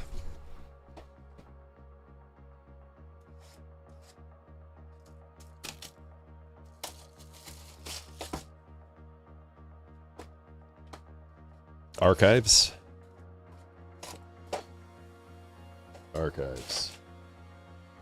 Two autos. Now you want to get a hit. This is a pretty good product. You're gonna have to spend a lot more. A couple $100 for one of these boxes. But you're gonna get 2 autographs. There's numbered cards. Production feels a little bit lower, so you're gonna get like, a couple of numbered cards, a couple of autographs. You're gonna get some like good rookies that you want to chase because the checklist is slimmed down just to Hall of Famers, stars, and the better rookies. So the difference between a product like this and Topps Chrome is they can produce this product cheaper because it's just a paper product, so they don't have to charge you as much. Costs more to produce Chrome cards. Each individual Chrome card costs more. And then there's more like rando rookies in Topps Chrome Update. But the ceiling is much higher on Topps Chrome Update. Much, much higher. So, you can kind of relate it to like, are you buying a $2 scratch off or are you buying like a $50 scratch off?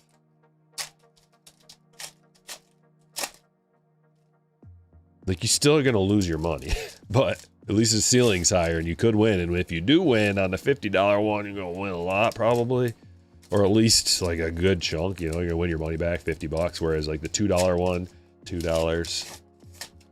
Although, since you do have the 2 autographs, it's got like a kind of a better mid-range. You've been doing this a lot since you were a kid, so you know a lot. Then why'd you come in here and complain that you didn't get anything out of a blaster box? You got murdered out of a blaster box. Sounds like someone who's brand new to the hobby that's expecting something great out of a retail box. That's I'm just reading and I see that. That's what I think. Like, oh, someone thinks that they bought one blaster and they got nothing out of it. That's a tragedy. You seemed awfully shocked for someone who's been doing this since they were a kid. That's all I'm saying. You just wanted to vent, though. I get it.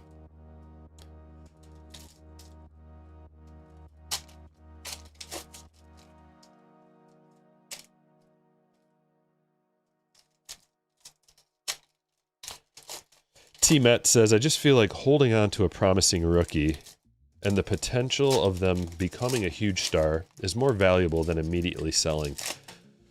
Well, let's analyze that. What are the odds that a rookie becomes a huge star? Versus, what are the odds that a player has hype while they're a rookie and doesn't become a big star? I think it's much more likely. In fact, like 99%. Player comes out, huge hype, has a good rookie year, and then year 2 kind of comes down to earth and then just becomes like a decent player, and then their cards are never worth anything close to what they were at the time when they were hyped up. That's most of the players. If you can come up with a few, like, what are the examples of a player who like just ended up being a star, like not just a star, Hall of Famer? The bar is Hall of Fame.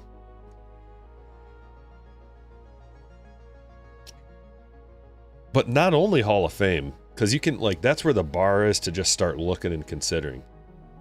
It's one of the greatest of all time, most collectible players. Those are the only ones that have value long term. We're talking, like, just go back to, like, even the mid 80s. It's tough because we have different generations of cards, so things are different now. It was different back then. There was just base cards in the 80s. You know, we started getting different things in the 90s, but you've got, like, Ken Griffey Jr. Fast forward to, like, Jeter. Fast forward to Pujols and Ichiro. Fast forward to Trout. Fast forward then to, like, Bryce Harper. So there's big gaps between players that have any kind of value. So if you do get a rookie that it has some hype and some kind of, like, actual value, you can sell their stuff.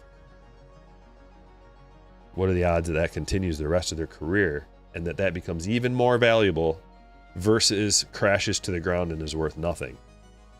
Way more likely it crashes to the ground and is worth nothing.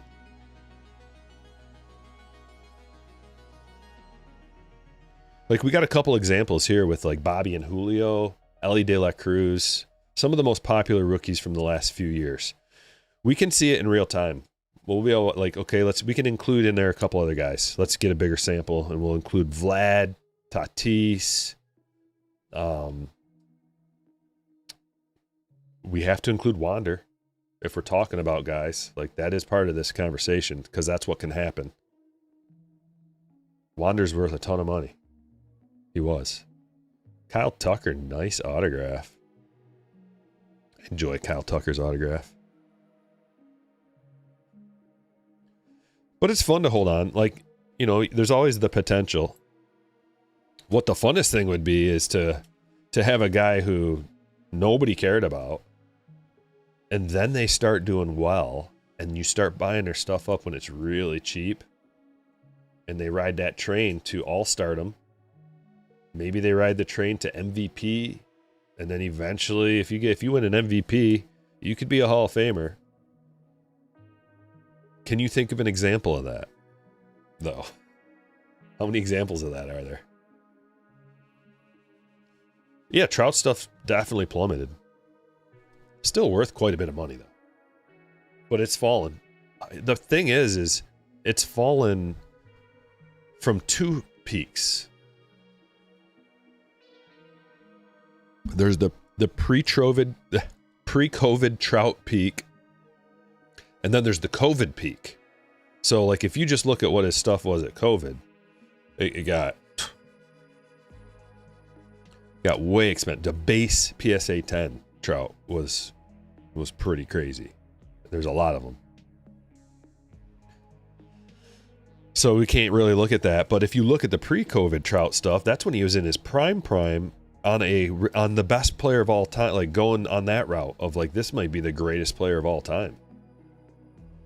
But then that fell down to earth. So you got to look at Trout in the equation of, like, what can happen. You got to look at Wander in that equation. And then, like, what are the other... Yeah, it was like, it got to, like, $10,000 for a base rookie, Trout. Okay. How did it get there, though? It got there because people do what people do with sports cards and collectibles, and you go when there's money to be spent. They flooded the money. They flooded the market, the population. Everybody had money, extra money everywhere. So what do people do? They buy the best. They spend all the money on the best. It's like the 80-20 rule. 80% of the money went to 20% of the top 20%. And then 80% of that money of the top 20% went to the top 20%. It's just, so all the money goes to the best of the best players because it's the safest, right? Turns out it wasn't so safe. But that's human psychology. It happens with everything. Like, all the money right now is going to Ohtani stuff. because that looks like the surest thing for the next best player to exist. Generational talent. That's what people want. They want generational talent, the best guy in a 20-year span. And then potentially in the argument for the best player ever. That's where all the money goes. All the money goes to Brady.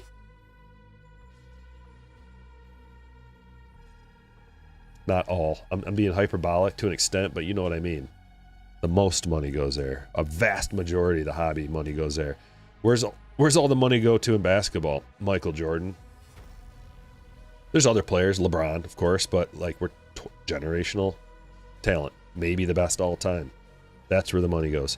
So just to be like, hey, this guy, this rookie, like I like holding on to this rookie because he might be the... It's good for collecting, and that's part of the hobby, is like, I do that, everybody does that. So I'm not like saying that that's wrong, but I'm saying it rarely happens. That's why people chase guys like him, because he looks like he could be the next best power hitter. People love to they love to collect power hitters. That's why Kurtz is good right now. Like a lot of money going to Kurtz. Power hitter. Chicks dig the long ball. How come not a lot of money goes to Mookie? How come not a lot of money goes to Trey Turner? Mookie's one of the greats of our generation, and like his hobby's like okay, it's healthy, but it's not probably. I mean, people have been talking about Mookie's hobby for a long time. Like, how come this guy's hobby isn't better? He's like an all-timer. I don't know. Is he gonna hit 500 home runs? Kurtz might. See, that's that what if factor. We don't know. Next year they could figure out how to pitch to Kurtz, and then he never makes it because they figured him out. And that happens a lot. You got to adjust. I bet you that is an image variation. I don't recognize that one. It might not be, but it sure looks like one. Let me see if I can find it. Compare numbers. Okay, 22 is the bottom number on that, and 54. Spotted ya. Man, Lindor's got some guns.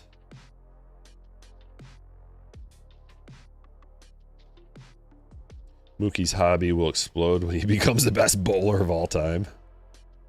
He might already be the best Major League Baseball bowler of all time. Probably is. There's Luke Weaver. Kyle Tucker and Luke Weaver. One thing about this release so far that I've noticed, so just a different weird thing, is it seems like the autographs are in different spots. Sometimes you open up boxes and like, what was that? We were opening archives. And remember like that after the first 3 cards, like the hit was always there. Same spot almost every time. This one, it seems like they're kind of just, I don't know, wherever in the collation, which is the way it should be.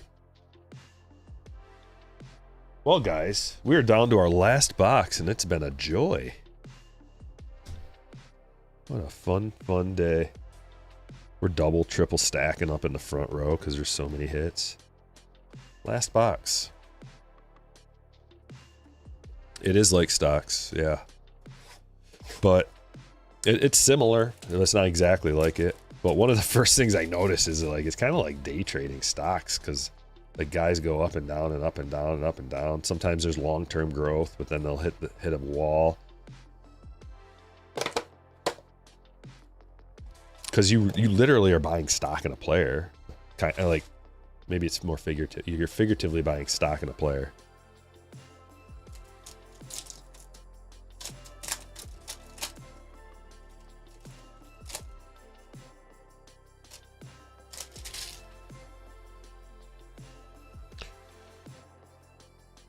Gunnar Hoagland, Garcia, Hanley, Skubal. What is this? This is something weird. Is it another duel? Tell me it's another duel auto. Nope. God, that's what that last one looked like. Darren Baker to 499. Refractor, Timothy, and Vivas. Base auto. Kristen Campbell. Green geometric. Carlos Correa, negative. 2 negatives. I have not seen that. 2 negatives in the same box. That's kind of weird. Sasaki, geometric.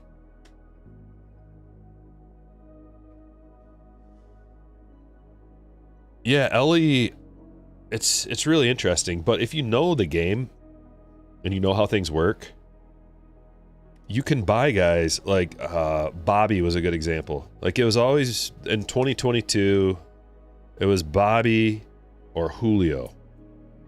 And the money went to Julio because he had more upside, because he had like higher WAR and stuff like that. But then the next year, Bobby exploded. Was it 2024? Bobby exploded, right? Yeah, last year. So then all the money switched, and all the money went to Bobby, and then Julio's hobby dropped. And then this last year, it was kind of like they're both kind of the same. Like it's a similar situation with Juan Soto and Ronald Acuna Jr. Who's better? Where's the hobby money go? And also there's other factors like production and how many rookie cards they have. So Acuna had more rookie cards because he was in Topps Chrome of 2018. So he had like duplicates. So even when Acuna was setting records and being crazy, Soto had fewer cards, so his hobby remained elevated. So there's a lot of factors to consider. But really, it boils down to human psychology and player performance.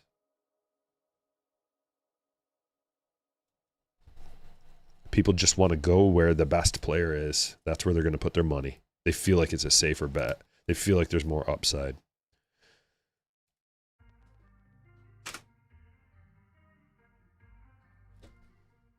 Smart money goes to Soto. It's easy to say that now after Acuna missed some time with serious knee injuries. But at the time, let's just do a quick Soto Acuna.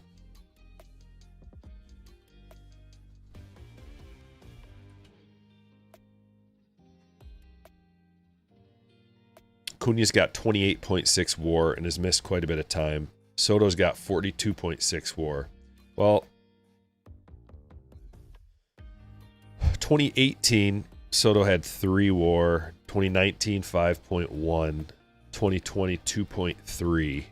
So those first 3 years, you look at Soto, he went 3.9, 5.2, 2.4. And the thing that separated it was the 2023 season. And that's when things flipped and people went to Acuna because he got 73 stolen bases and 41 home runs.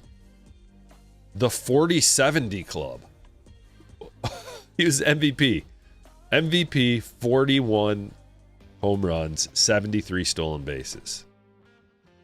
Well, 2023 for Juan Soto, he had 35 home runs and 12 stolen bases.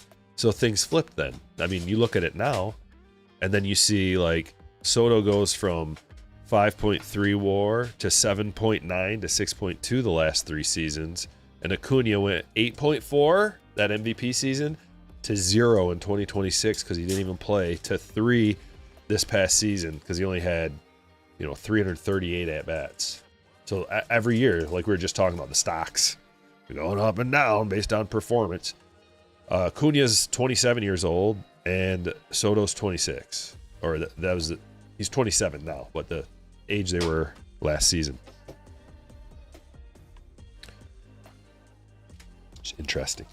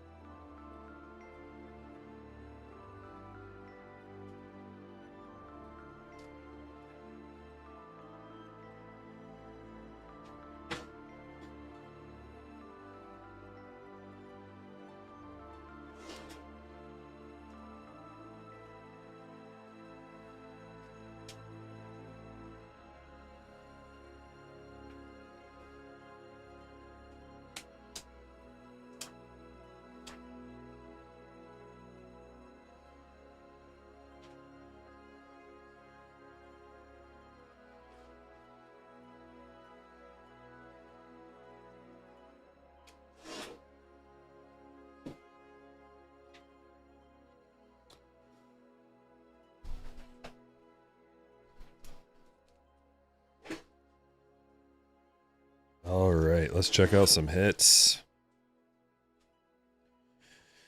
Got the Geos, handful of them. There's a Vlad in there from Tier 1, Trout, Jordan, Mason Miller, Sasaki, Scooble, negatives, Carlos Correa, Hicks, Campbell to 99, Vivas Auto, Baker to 499, Trey Turner to 25, Dansby to 25, Yuri Perez to 50, Duvall to 299, Festa rookie auto, Rushing to 99, Ramirez to 250, Nolan Ryan to 149, Jansen to 99, Mesa to 99, Ozuna to 99, Rushing to 150, Wilson negative, Lyle to 150, Wilson Prism, Jackie Gold border, not numbered, Game Used Kutch, Game Used Lark, Lindor image variation, Fitzgerald to 250, Frelick triple to 149, Luke Weaver auto, York to 299, Yoho auto, Lauder auto, Whitcomb rookie auto, Callahan rookie auto, Penrod, Chaparro, Tolbert, Brooks Lee to 199 game used memorabilia. That's called the autograph jumbo relic card and a rookie autograph. The redemption's good. Marcelo 1987 Topps Boardwalk rookie autograph. Palmquist to 299, Lawrence Butler to 50, Kyle Tucker Cyber Stats auto, Bryce Harper to 15, Schneemann to 125, Noel to 250, Kim rookie autograph, fan favorites, Amador to 25. Wow, look at this. 2 orange Amadors to 25, geometric and the true orange. Sogard to 85, Celebration green parallel, Kyle Tucker, numbered to 99. Dual autograph, Luke Keeschel and Brooks Lee, 4 of 10. Very sweet hit. And Nick Kurtz, Black Wave rookie to 10. 1 of 10. Absolute banger. Monstrosity. Couple of monstrosities in this break with the dual auto. You don't see that. You don't see that. What a week. 2 huge releases this week. It's been super fun. I hope you guys enjoyed yourself. One last thing before I go. If you're interested in supporting the channel, help me make content, help me afford the boxes to rip and show you the way, consider joining Patreon. I got a link in the chat. There's a link on my website, StrykerBreaks.com. You can check out the Hall of Hits on Stryker Breaks and the Strike Force, which is where all my cards that I make, some of the different designs I put up on there, and my eBay store. Check it out if you want to buy a card. Appreciate everybody. Thanks for watching.